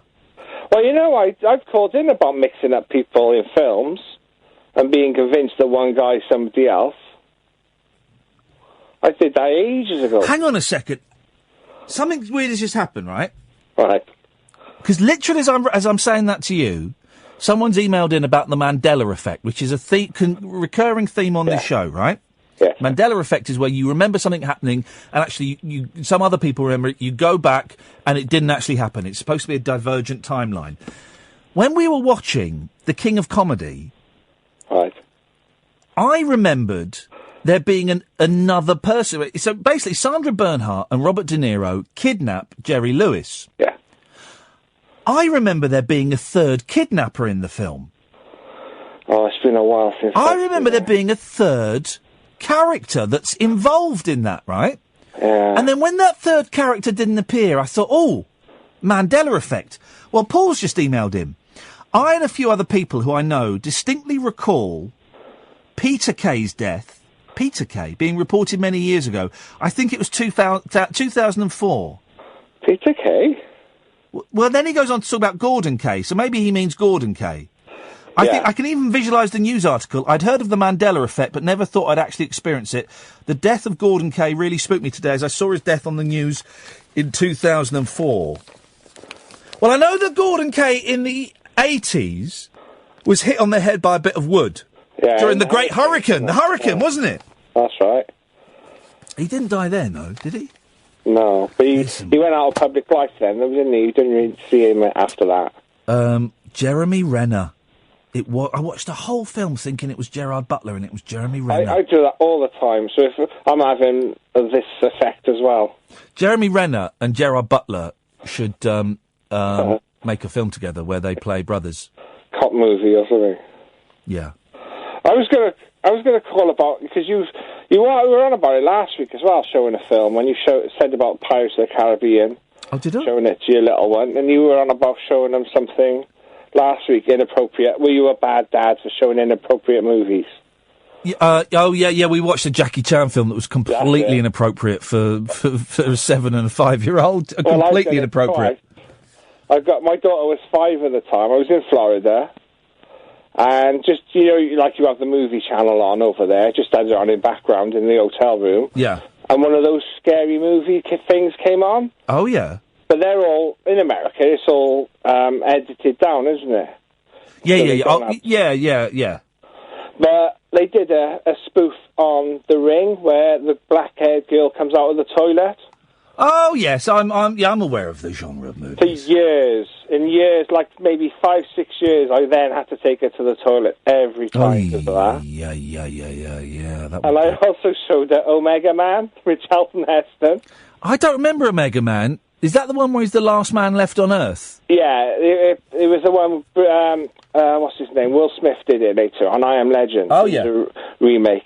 But in the original Omega Man, they're like hooded men with white skin. Oh, yeah. They're not zombies, they're hooded men with white skin. Yeah, of course. But it was a PG, so I stuck that on. But the fear into her for years. Well, the worst one of those is Dumbo. I put Dumbo on when we only had the one kid, and like 10 minutes, and I was like dozing, right? And then 10 minutes into it, he was screaming and was in tears. Dumbo's horrible. Well, they get the mum and put her in the circus. Yeah, they're redoing that with CGI, aren't they, as well? Oh, flipping it. I can't be... But that Jungle Book where they did with CGI looked dull as anything. Yeah, but putting I'll never make them. I haven't got any more little kids, but I'd never do that again. For years, I want to go to the toilet. Oh, I have to get for years and years. Yeah, it's just being shut. And can I just say, we have now got. God, isn't the internet frustrating? And doesn't it go? That video is legitimate of Trump because we now got the full video. Which the other one I was going to say is the security man walking with fake arms. Have you seen that clip? Sorry, what? Well, he's got a jacket on with fake hands sticking out. Yeah. So he's obviously got his hand on his weapon underneath the jacket because they were so sure he was going to be assassinated. Flipping it, Craig. You've certainly given us a lot to think about, and let's chew over it while we have a break. Late Night Iain Lee on Talk Radio. We have ways of making you talk. Let's go to Elliot. Hey, I'm on you on the wireless. Yes, you are. You're right, Ian. Right, we've got a crisis. You've got a what? A crisis. What's the crisis, Elliot? I'm a third-year university student. Yes. And you've run out of Rizzlers. No, I'm going to have to get... No, I've run out of those as well. Yes. But I'm going to have to get a job in 6 months' time. Yes. I'm currently in a Wetherspoons on a Monday night with no life plan. Hey, man, that sounds like a life plan to me. That sounds brilliant. Just drink your cares away. It's not a plan, though, is it? Well, it was a plan that I followed for several years. Did it work? Well, you're on here, aren't you? Well, yeah, exactly. I did all right when I was still drinking and carrying on. I got a job on the TV eventually. You did, and then you lost it, but yeah. Well, yeah, then I lost it all because I carried on drinking a bit too much, but... Hang on, what's happening on Channel 5? Because I enjoyed hearing you on there. Yeah, that's good. That's all good. It pays the rent. Is that still going on? Yeah, that's going on. There was one that went out this weekend, apparently. They're on all the time. Oh, it was good, that. Yeah, classic. So what do you want from me, Elliot? If you're going to phone me up asking for a job, the answer is no. No, well, I'm sort of a journalist. What does sort of a journalist mean? Well, I'm not a real one yet, because I'm not qualified. You don't mean qualified? Well, you don't have to be qualified to be a journalist. Well, that's true. Yeah. But so what would you advise? Because you've gone from wherever you were to esteemed radio host. Well, and I think you are an esteemed radio host. I'm going to be honest with you. You are not what? a Nigel Farage who has come in at the last minute and taken a slot on LBC. You have got here through hard work. Well, how do I get to where you are now?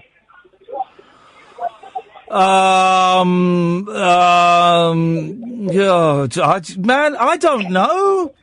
I just got lucky. I got lucky and managed to get a job on telly. That was it, through not just being in the right place at the right time. Here's what you need to do, Elliot. You need to be in the right place at the right time.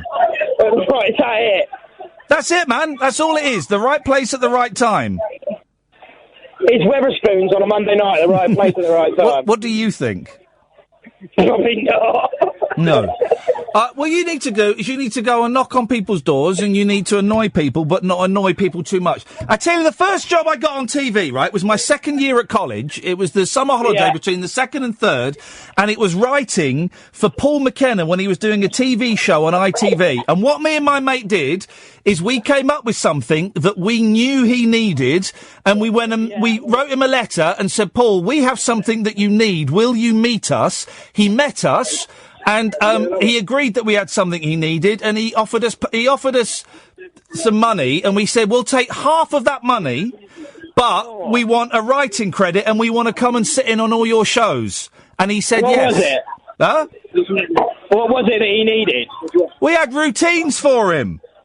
Oh! So you've got to find someone you like, work out what they need, and strike a deal that's in your favour. Julia Hartley-Brewer. I don't even want to ask you what you think she needs.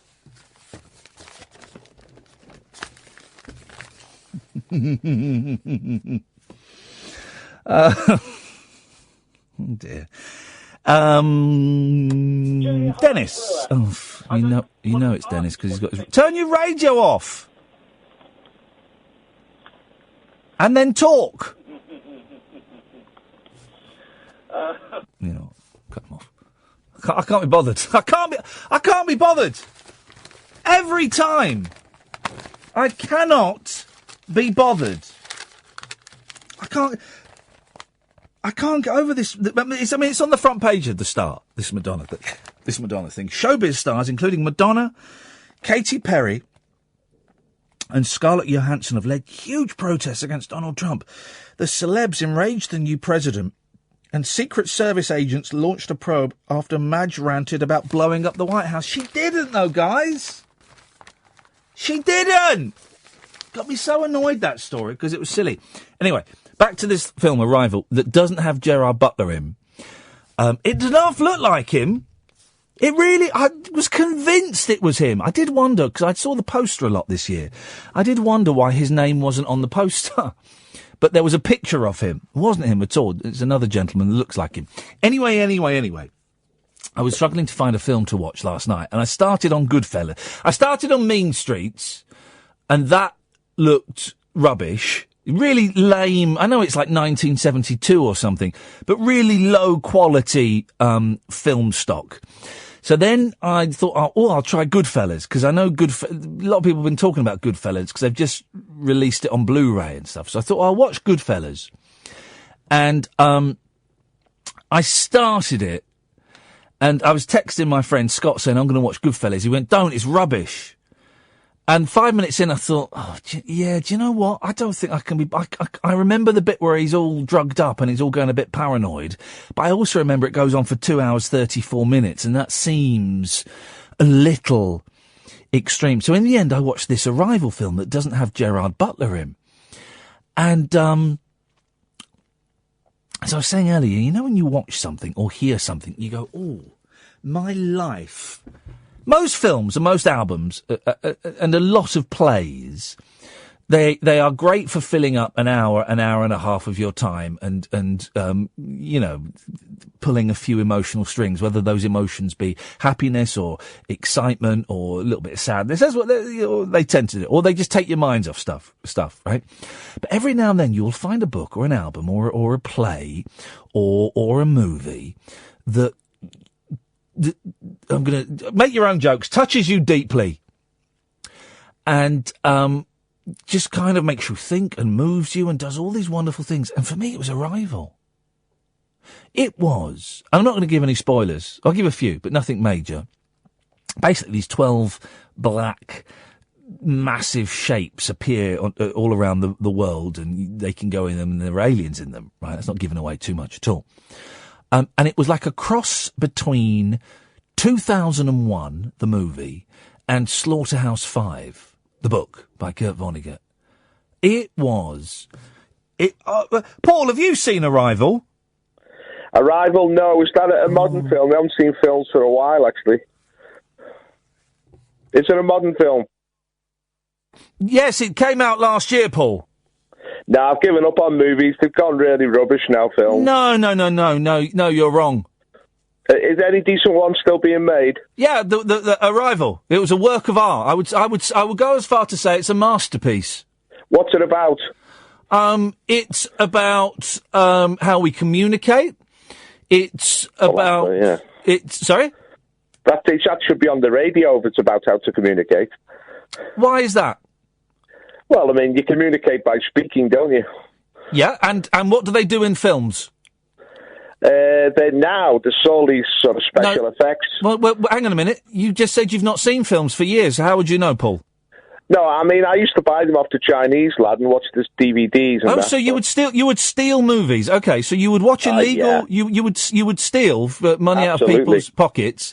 Yes, absolutely. But you've not seen any recently. Well, the quality seems. I mean, well, Paul, you're in literally no position to complain about the quality if you haven't seen any recently. No, but I noticed that the films became bizarre. They lost all sort of. There was no values in them, no morals, and no decent storyline. Well, with the greatest respect, you're saying there's no morals in it, and yet you were watching illegal pirated copies that were stealing money from people's pockets. So, your morals are quite lax, or were at the time. That's the Robin Hood thing. I mean, it's all Hollywood. These are all mega rich people getting money for being. Oh, I get it. Okay, so morally, it's okay to steal from rich people. Well, from Hollywood people. I was going to talk about these demonstrations against Trump. No. I want to talk about this. This is more interesting. Why this is it linked to it, though? It's linked to it. Well, we'll get there in a minute, Paul. Don't worry. Why is it morally acceptable to steal from Hollywood people, bearing in mind that the majority of people that work in Hollywood aren't mega rich?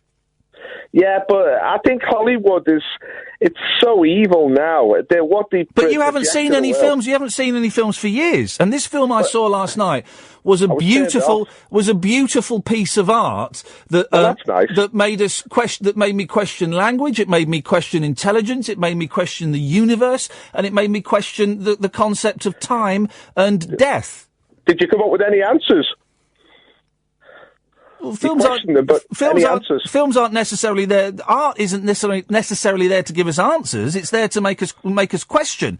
And this did. And you're slagging off an entire industry that you're quite happy to steal from. But yet you haven't seen anything from that industry for years, so you have no idea what they're making. I mean, the thing is, I was watching films and I was being left confused. And the old structure of films seemed to disappear, and they were crazy. What films were Paul? What films were confusing you? There's a whole stream of them. Give us one. Give me one film that confused you. We'll go back a while. I haven't. The only films I remember are the ones I actually enjoyed. You know. Give me one. You say films confused you, and that upsets me. Give me a film that confused you. No, they all did because there was no moral structure in them. They all confused. Well, give me a title of a film that confused you. Oh God! I mean, I used to be a film buff, but I've given up on films. I don't recall them anymore. No, I know. I'm just putting me on the spot here. I just don't like to remember these films because I don't enjoy them. Well, the last film I enjoyed was The Edge. You know, with Anthony Hopkins in. I've not seen it. Give me one film that confused you. To be honest, I was buying these films, I was putting them on, and after about 20 minutes I was thinking, this is absolute rubbish. Oh, so you didn't watch them all the way through? So you were watching, you were stealing... They were all watchable. You were, the quality? Well, that's what happens if you buy bootleg films. No, the actual structure of the film and the storyline. It's really interesting. I find it fascinating that you talk about a lack of morals, yet you'd stolen them. Yeah, but the film industry, it doesn't merit any value. It's not worthy of any value anymore because they're not making decent films. Well, but again, we're going round in circles, Paul. You're arguing. Well, they're not. They're not. I saw a work of art last night. It was a 2016 movie. It was a big movie. It was a huge success. Yeah. It was beautiful and it was art. So you're simply wrong. But can you get art from a camera? I mean, aren't you just taking a picture? I mean, what is art?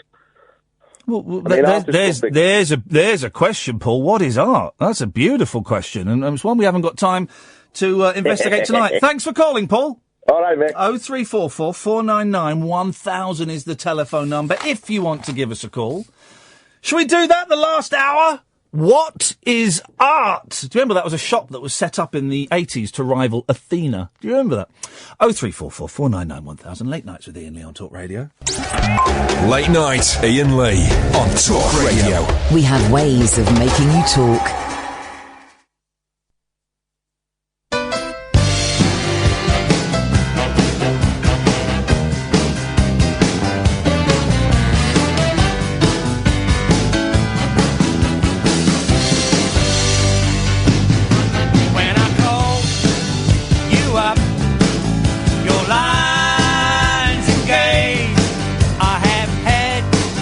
Enough, so accurate.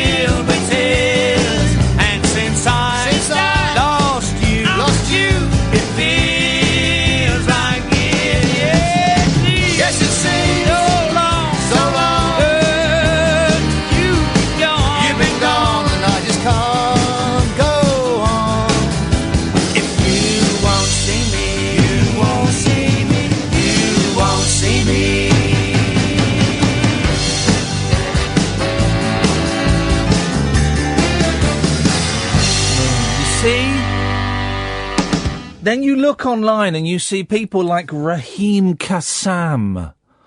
Oh, God, just a terrible, terrible human being. Breitbart News, isn't he, Raheem Kassam?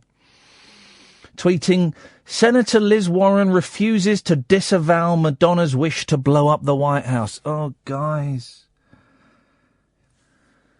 Breitbart. Let's reread the Breitbart News angle on this. 2 days after Madonna shared her wish to blow up the White House. Sorry? Shall we get the quote again, guys? Madonna, quote, I'm angry. Yes, I am outraged. Yes, I've thought an awful lot about blowing up the White House, but I know it won't change anything. We cannot fall into despair. Breitbart News.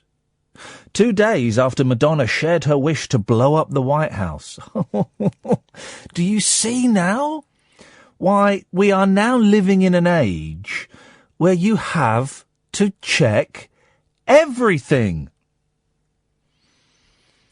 2 days after Madonna shared her wish to blow up the White House, Senator Elizabeth Warren has not come out with a statement condemning the outrageous desire that the pop singer expressed in her address to Saturday's Women March on Washington's Mail.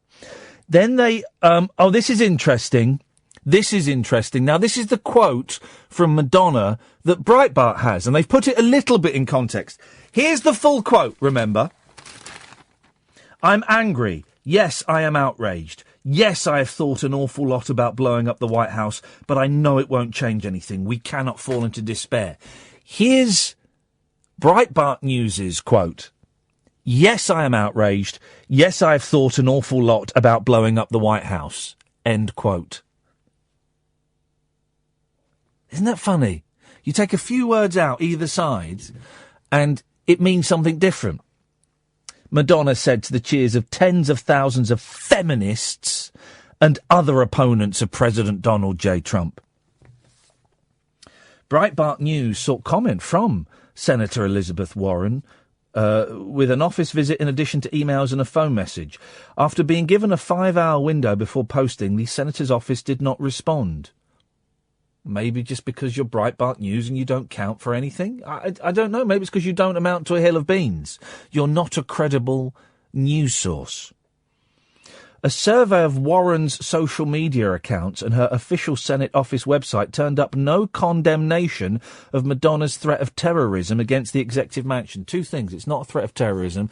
And on my website, I don't condemn Madonna for what she said. I don't condemn incest. I don't condemn child rape on my website. I don't condemn ISIS. None of that stuff's on my website. Does that mean by not condemning ISIS and child rape on my website that I condone it? No, of course not. Stupid. Sunday, the Material Girl songstress, lazy, walked back her wish to blow up the White House in an exhaustive Instagram post, bearing in mind she's never said she wishes to blow up the White House. So this is what Madonna said, backtracking. Yesterday's rally was an amazing and beautiful experience. I came and performed Express Yourself, and that's exactly what I did. However, I want to clarify some very important things. I'm not a violent person. I do not promote violence, and it's important people hear and understand my speech in its entirety rather than one phrase taken wildly out of context. My speech began with, I want to start a revolution of love. I then go on to take this opportunity to encourage women and all marginalised people not to fall into despair. Madonna said her plan to blow up the White House. Her plan to blow up the White House. Madonna said her plan to blow up the White House was a metaphor. She didn't have a plan to blow up the White House! Breitbart News! Go to the back of the class. No, actually, come and sit at the front so I can see what you're doing. Madonna said her plan to blow up the White House was a metaphor. Shall we read Madonna's plan once again for blowing up the White House? I'm angry. Yes, I am outraged. Yes, I have thought an awful lot about blowing up the White House, but I know it won't change anything. We cannot fall into despair. Madonna said her plan to blow up the White House was a metaphor. I've never really looked at Breitbart News, mainly because I know it's that. It's that. It's people like that. It's people that, and maybe I'm doing them an injustice, but remember 2 hours ago we talked about the word libtard. I imagine they'd be comfortable using that word. I imagine. Prepared to be corrected, but I imagine. And even if they don't use that word, the people that do use the L word will feel empowered by stories like that, written by people like that. That story is by someone called Neil W. McCabe. And it's stories like that, and it's news outlets, in inverted commas, like that give people who use words like cuck and snowflake and libtard, that gives them the confidence to use those words. Gives people that were tweeting misogynistic things and Facebooking misogynistic comments about all these lesbians that were out on this march. Oh, can I read you one tweet? And it's a tweet. What does it mean? It means nothing. It's not from anybody in particular. It's to somebody in particular. But where is it? Let me find it. I screenshotted it. Because I thought it was the most incredible thing. I might have to censor it slightly. Yes, I do. 2 words I have to censor. From a gentleman called Tommy Baker. The lefty women there at the marches. The lefty women are there for the... And then the word for penis that begins with C. Simple as that. Most of them could haunt a effing house. The lefty women there are for the penis. I don't know what, but it's acceptable to say that. It's acceptable to call all of those women that marched all over the world basically slags. There we go. I've just broken a rule by using a word that I probably wouldn't mean. That's acceptable now. And it's outlets like Breitbart. It's people like Raheem Kassam. It's people like Katie Hopkins. And I'm going to say their names because they need to be called out. It's people like Nigel Farage. It's people that do podcasts in Nana's spare bedroom that give strength and courage to those people that go on and say that. And people asking, well, why are these women marching? They've got the vote. They've got almost equal pay. It's because of tweets like that. It's because of tweets like that. That's why they're marching, I would imagine. It's because there is a man in the most powerful job in the world that boasts about grabbing women by the genitals. That's okay, apparently. Well, it's because there is a president of the United States of America who bullied contestants in his Miss World competition. And criticised them if they put on a few pounds in weight, and then made them go to gym sessions, and then invited the entire press along. That's okay. That's why they're doing it. They're doing it because loads of people thought online that it was just a bunch of lezers. Just a bunch of lezers out there marching. Slags. That's why they were doing this demonstration, I would imagine. I'm sure there were many, many other reasons as well. Depressing times, isn't it, guys? Depressing times. 0344 499 1000 is the phone number. Chris, stay there. Come to you after this. Unmissable late night radio with the original king of unconventional conversation. Make contact with Iain Lee. Late night Iain Lee on Talk Radio. We'll get you talking. Oh, look, isn't this funny? There's a lot of grasses about at the moment. This is Lee. He's tweeted Raheem Kassam. Iain Lee just called you a disgusting human being on Talk Radio. He's going to town on people tonight.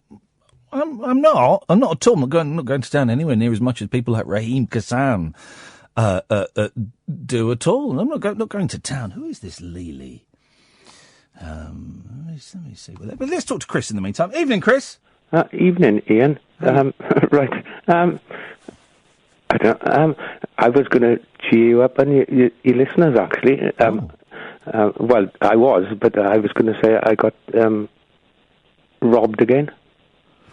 Robbed again of what? They emptied my bank account this time. Swines. Hang on. Who's this? When I spoke to you last time, yes. I go wandering sometimes. Yes. And I like to nip up to London, and I like to stay up there for a couple of days and enjoy it up there. And yeah, I'm too trusting in people. See? Yeah. And yes, and before I didn't realise until I came back home that my card was cancelled and what's going on. But anyway, that's my fault. It's just because I carry a white cane. Yeah. So hang on a minute. So what happened? Did you give your card to someone, or did they pickpocket you? What happened? It's not the first time I've done it. Yeah. Because sometimes I struggle with cash machines. No, don't tell me don't tell me you got someone to put in your PIN number for you. Yeah, it's not the first time I've done it. Oh, Chris. I'm too trusting in people, see? Ian? Yes, Chris, you can't be doing that, man. I know. Well, I know. They robbed my bank account, the swines. How much did they take? Well, luckily my bank realised there was money coming out which shouldn't have came out. Yeah. So they took about 500-600 quid. I know it's not a lot of money, but well, it is. It is quite a lot of money. I almost. I know you were saying about the C words, and no, you was categorising them in A, B, and C. Yes. But I haven't got a P to pot to pee in. Yeah. So I'm disappointed because I'll give somebody my last £1. I will, but I don't know. I'm stupid. I know. Chris, there's got to be. You can't. Well, listen, man. You can't be giving your card to people and asking them to type in the PIN number because sadly, you know, there are a lot of dodge pots out there. There are a lot of kind people that would do it and wouldn't rob you. But it's never happened like that before. All right, I've had my bag robbed. Like, I had my bag robbed last year, but luckily they caught the swine who had it. All right, you don't realise how much you carry in your bag, I suppose. It was only a weekend bag. I went to go down to watch. They're on the two mics. I was looking forward to go and watch those. God, I bet that was torture. Isn't life bad enough for you as it is? You for that. Isn't life bad enough for you as it is without going to watch those two old farts? Flipping heck. I know. Probably them that robbed you. It's probably Mike Parry that robbed you. This guy's right. We'll have him. Yeah, I bet it was Parry. He could smell a fiver a mile off. Unbelievable behaviour. I know. They had me down there. See. Yeah. But they caught and I saw and I booked myself. But they caught the person and I had he's been ordered to pay me 13 or 1,500 quid back. And do you know how much he's got to pay me back? That swine who... About, what, 9 quid a week? Pardon? 9 quid a week. I think you're going to have to reduce it by that, actually. £10 a month. Now, if my calculations... I've never been a mathematician, actually. Yeah. I didn't get an A-level in school. No. Or university. I didn't... But would that take about 12 years? Yeah, it's going to take forever. And also, he'll pay for the first 3 months and then he'll stop. You know, on Nat has reminded me that on cash machines, there's like a little headphone socket. Can you can you not plug headphones into there? I've never used. Well, maybe you should, Chris. Maybe you need to start. You need to speak to your bank. I think what it is, Ian. You know, it took me.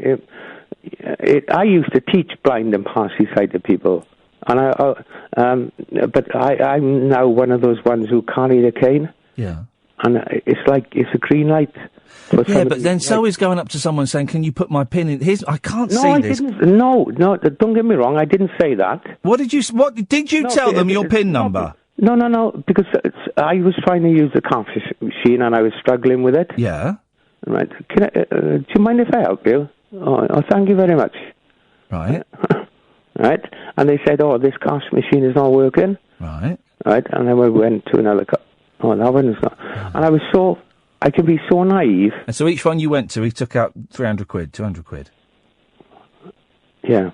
Unfortunately. Right. Well, then what you need to do is you've been stupid, Chris. You know. I know I have. I know. But you need to go to your local bank or phone up your bank and say, I've been to the bank. No, Well, then you need to ask them, Chris. You need to ask them to show you how to use the they've cash got machines. the fraud department on. Yeah. You're lucky you got the money back because most banks wouldn't have. I'm not going to get. I don't know if I am going to get it back. Yet. Most won't because if you were there, they'll say it was your fault. I know. So what you need to do, Chris, is you need to go to your bank, explain the situation, and say, "Can you show me a safe way of withdrawing my money that, as a blind person, is safe and doesn't require me to ask someone to help me?" I know. Well, no. Normally I'll say if I go into a shop. Right, and I'll purchase something, and I say, can I have some cash back? And it's fine then. You know, it's normally just like this. I've never been robbed like that through a cash machine. Chris, people are dodgepots. You need to go to not everybody. See if I think like that, Ian. Chris, I wouldn't trust Chris, anybody. You cannot ask someone at a cash machine to help you get money out. You can't do it. Why not? What just happened to you at the weekend? Yeah, but not. I've done it before, and they haven't robbed me, mate. You can't. You've just lost 600 quid, and the odds of you getting that back are pretty slim. I'll go back down. Like I know.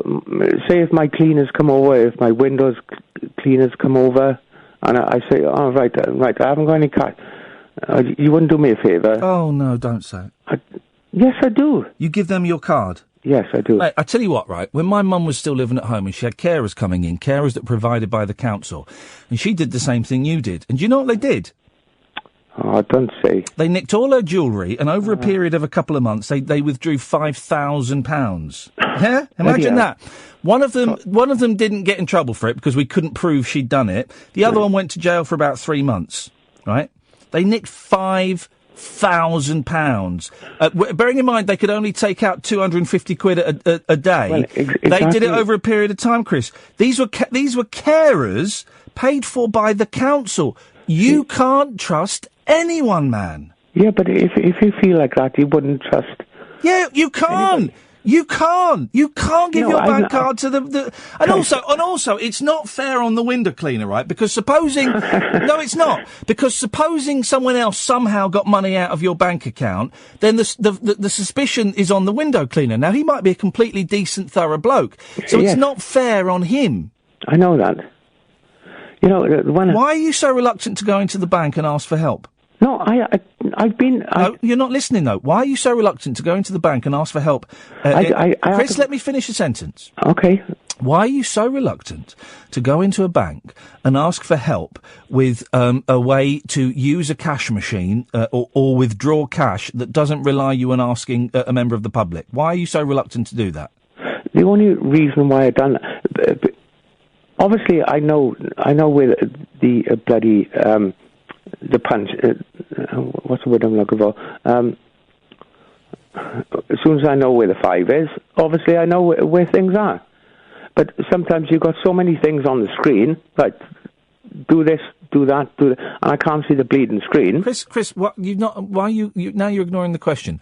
Why are you reluctant to go into the bank or phone up the bank, explain the situation, and come up with a clear plan where you can withdraw money safely that doesn't require you to ask someone for help? No, because a cash machine is not generic, is it? Why are you ignoring the question? Why are you ignoring the question? I'm not ignoring the question. You're coming up with excuses. I'm asking you a specific question. Why won't you speak to the bank to find a clear and safe way to get cash out that doesn't require you to ask someone for help? I can't answer that. Because... Well, then you're nuts, man. You're nuts. No, I'm not bloody nuts. You're nuts. You're nuts, Chris. No, because that's the first time it's ever happened to me. Right, okay. Well, Okay, that I've should been then robbed be... before. Yeah, that should be the lesson then. Yes, I hope so. No. But anyway, I'm gonna go off track now, because you were talking about films earlier. Yeah. And I can say yeah. Well, no, I feel you've got to be really angry, Chris, because... I do apologise. Well, you're putting yourself in a vulnerable situation and you won't answer a simple question. I know. You've ignored the question 3 times. You're like Theresa May talking about nukes. You just keep going off on a tangent about Jeremy Corbyn. Do you know what makes it stupid as well? I know that it's only materialistic things. You know, I got my iPad robbed again as well up there. See, I put myself in situations. So basically, you went to London, it cost you £1,000. Yeah. Yeah, and you wonder why I'm calling you stupid for trusting people. All right, okay. All right, give me a kick. No, I'm not. I'm trying to give you a kick so you wake up, man. I'll get back up again. How did your iPad get stolen? You said to someone, I can't read the screen. Can you have a look at it for me? You didn't. You didn't! What? Did you say to someone, I can't read the screen. Can you have a look at it for me? I didn't say that to... No, I... How did your iPad get... No. How did your iPad get nicked then? Pardon? How did your iPad get nicked? I had it in my back... Now, I had it in my backpack. Obviously, somebody had taken it out of my backpack. That's all I had. I only stayed up for a couple of days, so I took a backpack with me. So it's been taken... I phoned the hotel up that I stayed in. I phoned of course, because I was a little bit annoyed, I got a little bit drunk on the train coming back down, and it cost... See, you say things happen in threes? So it cost me a fortune going up there on the train from the back beyond down in Swansea. Yeah. That cost me a fortune, because I don't like... I'm going to say... I grew up in a council estate. Yeah. I did. So, but I don't like staying. So, if I go somewhere, I like to get ripped off. What? Get ripped. If you go somewhere, you like to get ripped off. No. All right. Oh man, I don't know what to say, Chris, because you obviously don't. There are things that you can do, and you obviously don't want to do them, and that's your problem, man. If you don't want to do them, then you'll get robbed again. And as I said, I got robbed last year. Yeah. Well, I wonder why it keeps happening. I know it's got to be a pattern somewhere, isn't it? There's got to be a pattern somewhere. What do you think that pattern might be? I don't know. I haven't worked it out yet. I don't know. Chris, look after yourself, mate. All right, thanks, Will. Thanks a lot. Well, that's the most depressing call I've taken in ages. Anyone else getting frustrated there? Not out of arrogance or because... not because he wasn't listening to me. No, because he wasn't listening to me. And you know what? And horrific. That trip to London's cost him £1,000 at least. That's not including the train fare and the hotel. Found that very frustrating. Good luck, Chris. Look after yourself. 0344. I'll say that more sincerely. Good luck, Chris. Look after yourself. 0344 499 1000. Late Nights with Iain Lee on Talk Radio. Late Night Iain Lee. Unfiltered night talk with the original king of unconventional conversation on Talk Radio. We have ways of making you talk. 0344 499 1000. The telephone number. There's more to this status quo story than meets the eye. There's a lot more to it. Do you remember we had Rick Parfitt on? I thought it was absolutely brilliant. And it was one of those interviews. We've done a few interviews. David Icke, John Lydon, too, where people listened. And after both of those, they came back and got in touch and said, wow, that interview completely changed my idea of those people. And the Rick Parfitt one certainly changed my opinion on him. Well, no, it didn't, because I knew he'd be like that, actually. But, Francis Rossi. But it changed your opinion. He came across as chatty and talkative and told some wonderful stories and was delightful. And at the end, he kind of said something. Basically, he said that he wouldn't be playing with Rick Parfitt anymore. Well, he didn't quite say that, but he sounded very upbeat about not playing with Rick Parfitt and introducing new younger members to the band, and that's what the band needed. And then a couple of days later, there was a story in the paper where they kind of said they wouldn't be playing together anymore, and then Rick Parfitt died. Right? More to this story, guys. Have you read this? More to this story. Rick Parfitt wanted to quit Status Quo after his friendship with bandmate Francis Rossi broke down, it was revealed yesterday. The guitarist, who died on Christmas Eve, aged 68, and whose funeral took place on Thursday, tells all in an unfinished autobiography. Now, when they say unfinished autobiography, I kind of get the impression you read the story that actually there isn't that much of a book written at all. This seems to give the impression it's just a synopsis. In the book, entitled Fighting for Every Heartbeat, he admitted he and Rossi had a strained relationship. He said, "I want to tell the whole story, warts and all. I've never been able to speak freely before because of my commitments to the band. Now, though, it's time for the truth. You don't know who to expect from day to day with Francis. He is a colourful character, but you never know which colour he's going to be. Over the last few years, we've drifted a long way apart. It's fairly obvious he doesn't care very much about me. The feeling is mutual." Now, I find this all fascinating, and I'm going to carry on reading, but now I'm reading out loud, I also feel like I'm going through someone's knickers drawer. You know what I mean? It feels a little bit... But, I mean, I've read it in my head, but it just feels like... it feels a little bit naughty. But we'll carry on, shall we? Rick, who died of complications following a shoulder operation, sent a synopsis of his book to publishers less than a month before he died. In it, he said he would never, ever again play with Quo, who had more than 60 UK chart hits in a career that began in 1968. Oh,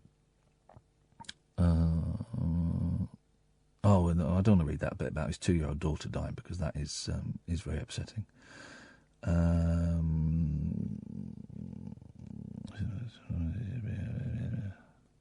Oh, then that's it. Then he took their daughter down. It's pretty grim. It's pretty grim. But I got the feeling. That they had fallen out and something bigger was going on. It's all very sad, isn't it? It's all particularly unpleasant. Hey, let's talk about Fun Pop. Fun Pop? Dredge keeps getting in touch saying we should get Donny Osmond on. Because he's in the UK. Osmond doesn't interest me. Osmond doesn't really interest me. I'd be an interest. I'm sure we'd have a good chat. But he doesn't really interest me. Cassidy. David Cassidy is the one. David Cassidy is the one that fascinates me. And I've been trying to get Cassidy on. You never know. But there's a wonderful picture. How old is Donny Osmond now? 59. 59, and he looks good. And there's a brilliant picture of Donny Osmond now, live in Manchester Arena, guys. And he does this thing where he walks into the audience singing. And, of course, it's older women. You know, it's going to be women in there. Hang on. So he was big 45 years ago. And they're going to be late 50s, early 60s. And there's all the... Oh, it is nice. It's just like your mum, Kath, and my mum. Just kind of stood around him, looking on at him. There's one who looks like Deirdre Barlow. He's there with his eyes closed and the microphone, singing whatever. And look how happy they look. Their little faces, don't they? And there's a couple that have got some phones out and they're taking pictures. Well, actually, no. There are three that have got their phones out. And there are some that are just there looking at him. They get to touch him. One's touching his face. One's touching his arm. And at least one is looking on dreamily. You can imagine the excitement, right? I don't really get Osmond, but I get pop fandom and I get being close to, you know, excited. I don't know did I tell you this one? I don't think I've told you this here. Last time I saw the Monkees in concert, took my eldest, who was 4 at the time, about to turn 5, his first ever concert. We had front row seats at the Hammersmith Odeon. And he loved it. He was a bit daunted by it, but he loved it. And then there's a bit in the show where Mickey sings Going Down, which is this ridiculously fast song. And I know that part of their shtick for the last couple of years is at the second verse, he'll invite a member of the audience to sing it. And I was sitting in the front row, and I sort of have a relationship with him. He needs to be reminded who I am every time I meet him. But when I tell him, he goes, "Oh, Ian, yeah, it's great to see you." And he got to the point where he finished the first verse, and he was stood right in front of me. So I was desperately focusing on his eyes. And he looked out, and I was the first person he saw, and he locked eyes, and he sort of waved the mic at me. I went, "Oh, yes, sir. This is what I have been training for the last 42 years. My dream, honestly, literally my dream has been to go on stage and sing with the Monkees. I didn't get to go on stage, but he beckoned me forward. I'm stood, yes, training, 42 years of training.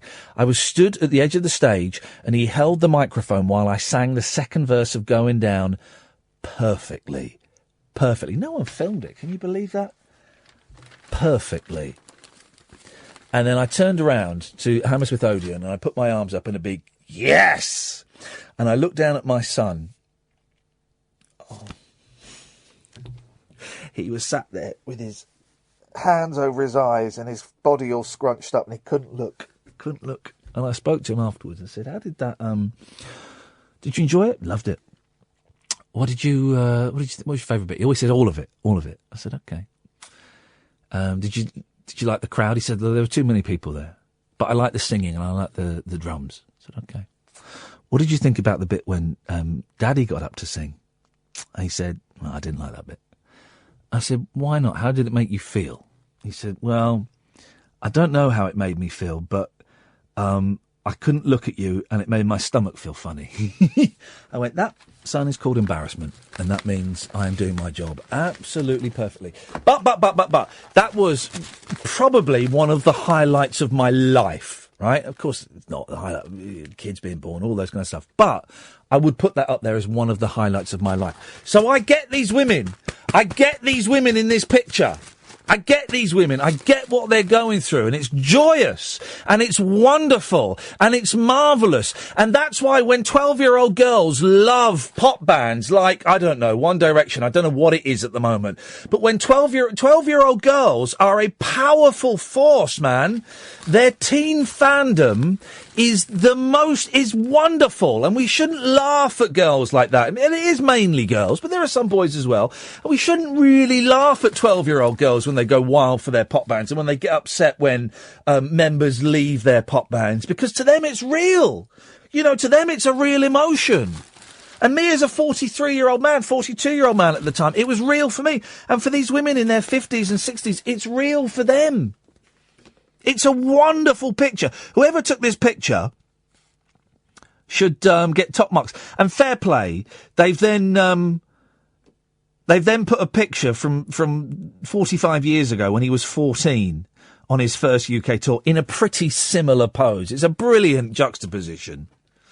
Well done, Tim Lambden, the showbiz correspondent. At the age of just 14, his baby-faced good looks and singing talent saw him followed by hysterical teenage girls. And 45 years on, it's clear he's lost none of his appeal to his legions of female admirers. The 59-year-old, here we go, he's 59, kicked off his tour on Saturday in front of a crowd of around 18,000 women. Well, 18,000 fans, majority of women. 18,000 fans. When was the last time he had a hit? He had a hit in the 80s, didn't he? He's not had a hit for 30 years. He can still draw 18,000 people? Man, and that's just one date of the tour. Flippin' heck. They sang, swayed and screamed their way through the concert at Manchester Arena, during which Osmond walked into the crowd to sing directly to his adoring audience. Good for him. Well done for him. Last 15 minutes of the show. I can sit here and go through the papers if you want, or you can call up if you want. The choice is yours. I'd rather you called up. It'd be nice to have a chat. 0344 499 1000. 0344 499 1000. We call you back. Late Nights with Iain Lee on Talk Radio. Across the UK, online and on DAB. Late Night, Iain Lee on Talk Radio. We have ways of making you talk. Do you guys want to come in here? You're chatting away to each other. You might as well come and do it in front of a microphone in here. Yeah, busted, Ed. You're busted. You got the same grin that my boys have when either one of them farts or I come home from work early and they're playing on the Xbox. Because I'm a little bit stricter on the Xbox than my wife is. And Ed's got that same grin where he knows he's been busted. He knows he's got to face the consequences. Yeah, we were talking about the audio we're going to send to the online team. Oh, yeah. What have you picked out for today? Me having a go at a blind man? You want to put that on? No. It was the conversation you had about James Whale when he was a boy. Oh, yep. That was good, wasn't it? And what was the other bit? It was... You weren't. I can't remember. You were updating your Facebook We status. were, and then we were also discussing the techniques applied. I taught Ed a great British tradition today when I came in. What's that? Haircut! Where it was whenever at school anyone had a haircut and you would walk in and the next day at school everyone would go, oh yeah, haircut! It would have to be pointed out with an extended finger point and a shout of haircut. And I used to get it every time my mum cut my fringe, and you could tell because it was always on the wonk. When we used to work with the BBC, there's a gentleman called Justin there, who's absolutely one of the nicest, sweetest souls you can meet. He's a broadcasting machine. You would send him out to get a vox pop, like a 2-minute vox pop for the show. And he'd be back 40 minutes later with 2 pieces, one on what you'd asked for and one on something completely different that he'd made up. Just don't ask him about how he got it. You don't want to know. You don't want to know. He broke a lot of rules. And he would always refer to a haircut as a nut cut. And my boys met Justin once, right? They met him twice, actually, but there was a big gap between meeting him. And after the first time, I'd always talk about my friend Justin. They go, I don't know who that is. I said, no, you met him. They go, oh, you mean the nutcut guy? And I don't know how that stuck with them, but oh, you mean the nutcut guy? He had a lot of extraordinary turns of phrases. He used to shorten things down a lot. And evidence was the Ev. If we ever talk about the Ev, it's because of that. And also, he wouldn't eat food long. No. So he wouldn't eat a hot dog long. He'd have to chop it up. He wouldn't eat a banana, not in front of you. So he would have to have it in pieces. He wouldn't be able to eat something whole. And there was definitely something phallic about it. Yeah, because he thought it was like, it looked like he was gay. I mean, that it's is just the eating logic. A hot dog, isn't it? Yeah, that is the insane logic. And it wasn't in any way homophobic, au contraire. But he just felt that it was inappropriate and it made him look rude. In a way that he wanted. It made him look rude. But then, of course, every time he did attempt a banana or a hot dog, we were all eyes were on him, you know. Because that was the rarity. Because you were waiting to see how he'd tackle the tackle. But he was, honestly, he's a broadcasting machine, and typical of the local BBC, they don't quite know what they've got there. Now, you used to work on Radio New Zealand, but you did like newsy stuff. Yep. So I was working for a station called News Talk ZB. I was kind of running what? News Talk ZB. And they say Z over there, not Z. Yeah, they say Z. Okay, that's good. We've got it right over there. Yeah. It's one of the few. Do you drive on the left-hand side? Yep. Right-hand steering? Yep. Good for them. It's nice to know. We do things right. Am I right in thinking that more countries drive on the left-hand side than drive on the right? I think that I've heard that before. But whenever I go and see my mate in Spain, it's always hilarious because we go to the car and I automatically go and sit in the driver's seat. Oh, I hate driving abroad. I've never dared. She's always saying I should. No, I'm not particularly confident. When I went to Slovakia last year for a weekend to see my brother, he said, "Oh, do you want to drive?" I'm like, "No, maybe. Okay, I'll give it a go." And I got really freaked out the fact that everything was backwards. I've never done that before. Apparently, you get used to it, but it took a while. I also nearly crashed his car into a ditch, but that's another story and a half. Wow. Yeah. Gosh. Can I just say, Lee the Second, who's blocked, right? He's grasped me up to Raheem Kassam. Yeah. Right. I blocked him. That's why I couldn't see. He's grasped me up to. He's also been quite rude. Raheem Kassam. I can see him now. Ian just called you a disgusting human being. I don't think Ian has taken the tablets tonight. Ian, why are you well, you're blocked, Lily, so, but I can say, why are you being extra bitter and cranky tonight? Has he taken his tablets? You need help, Ian, nasty, nasty person. He's then Have you seen what he's got pinned to the top of his profile, though? Hilariously. Broccoli. No. Look at his. Seeker of truth and justice for all. No. The pinned tweet he's got where he says that he maybe should modify his behaviour on Twitter. I've realised I need to be more chilled and dignified with my tweets. I'm sorry if I've offended. I'm genuinely sorry. All right, buddy. Get this right. But this is the ultimate, right? This is the ultimate. I mentioned the two mics on air, right? And all I said were facts.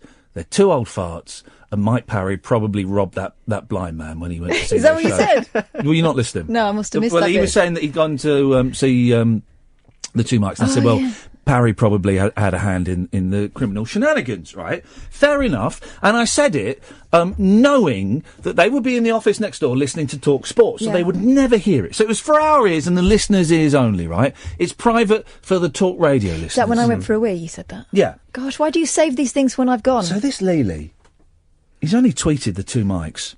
What a grass. Ian Lee just said you are old farts, and he just called Mike Parry a old fart. He wasn't joking with how horrible.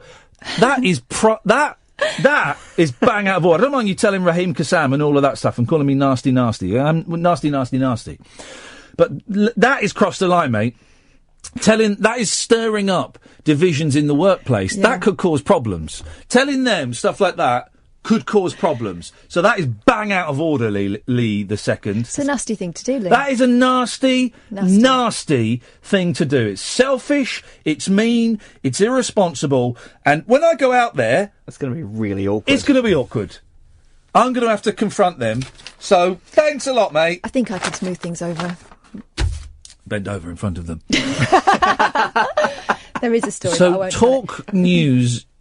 News Talk. ZB. What's the B stand for? It was the old licence. All right, mate, calm down. Yeah. And what was your role there? I bet he was just like a T-boy.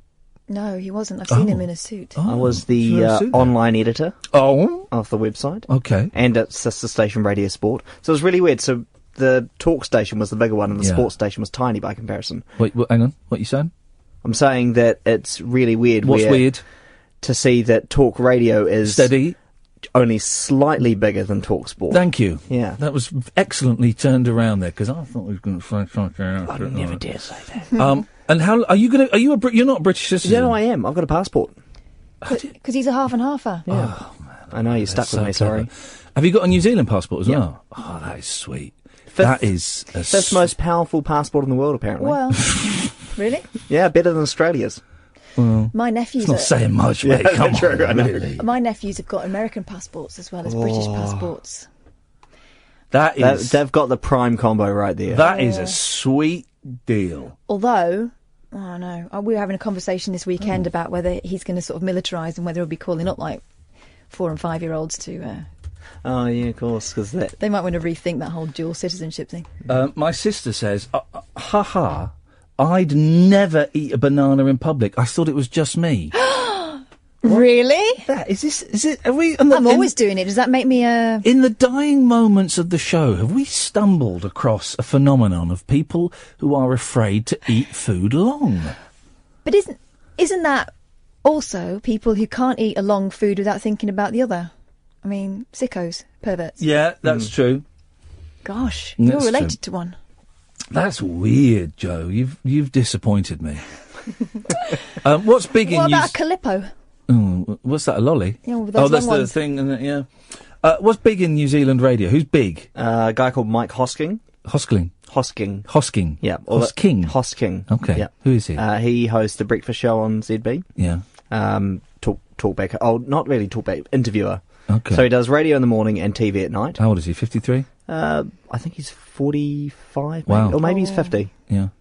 Still got a few years. The thing that upset me watching King of Comedy, I'm 9 years older than Rupert Pupkin. I'm 9 years, and I always watch that and you think, oh, he's in his 40s. No, he's 34. I don't know how old Robert De Niro was. He's acting, so I suppose it's not proper age. Fake news. It's fake news. When I watched that, I was thinking, what nice outfits the producer woman had. Yeah, I'd thought that as well, actually. She had nice flowy outfits. They were quite balloony, but yeah, she was. Yeah, she was wearing it. Yeah. Okay, and he's like a sort of, is he a would you say he was a journalist? Depends what the story is. Sometimes he is, sometimes he says, is he no, fun? I'm definitely not a journalist. Can he do fun? Can he do... Yeah, he can do fun. Yeah, could he do this? I don't know if he could. He could probably do a little bit of late night, but maybe not 5 days a week. Incorrect. He couldn't take your role though. No. But could he do anything approaching this?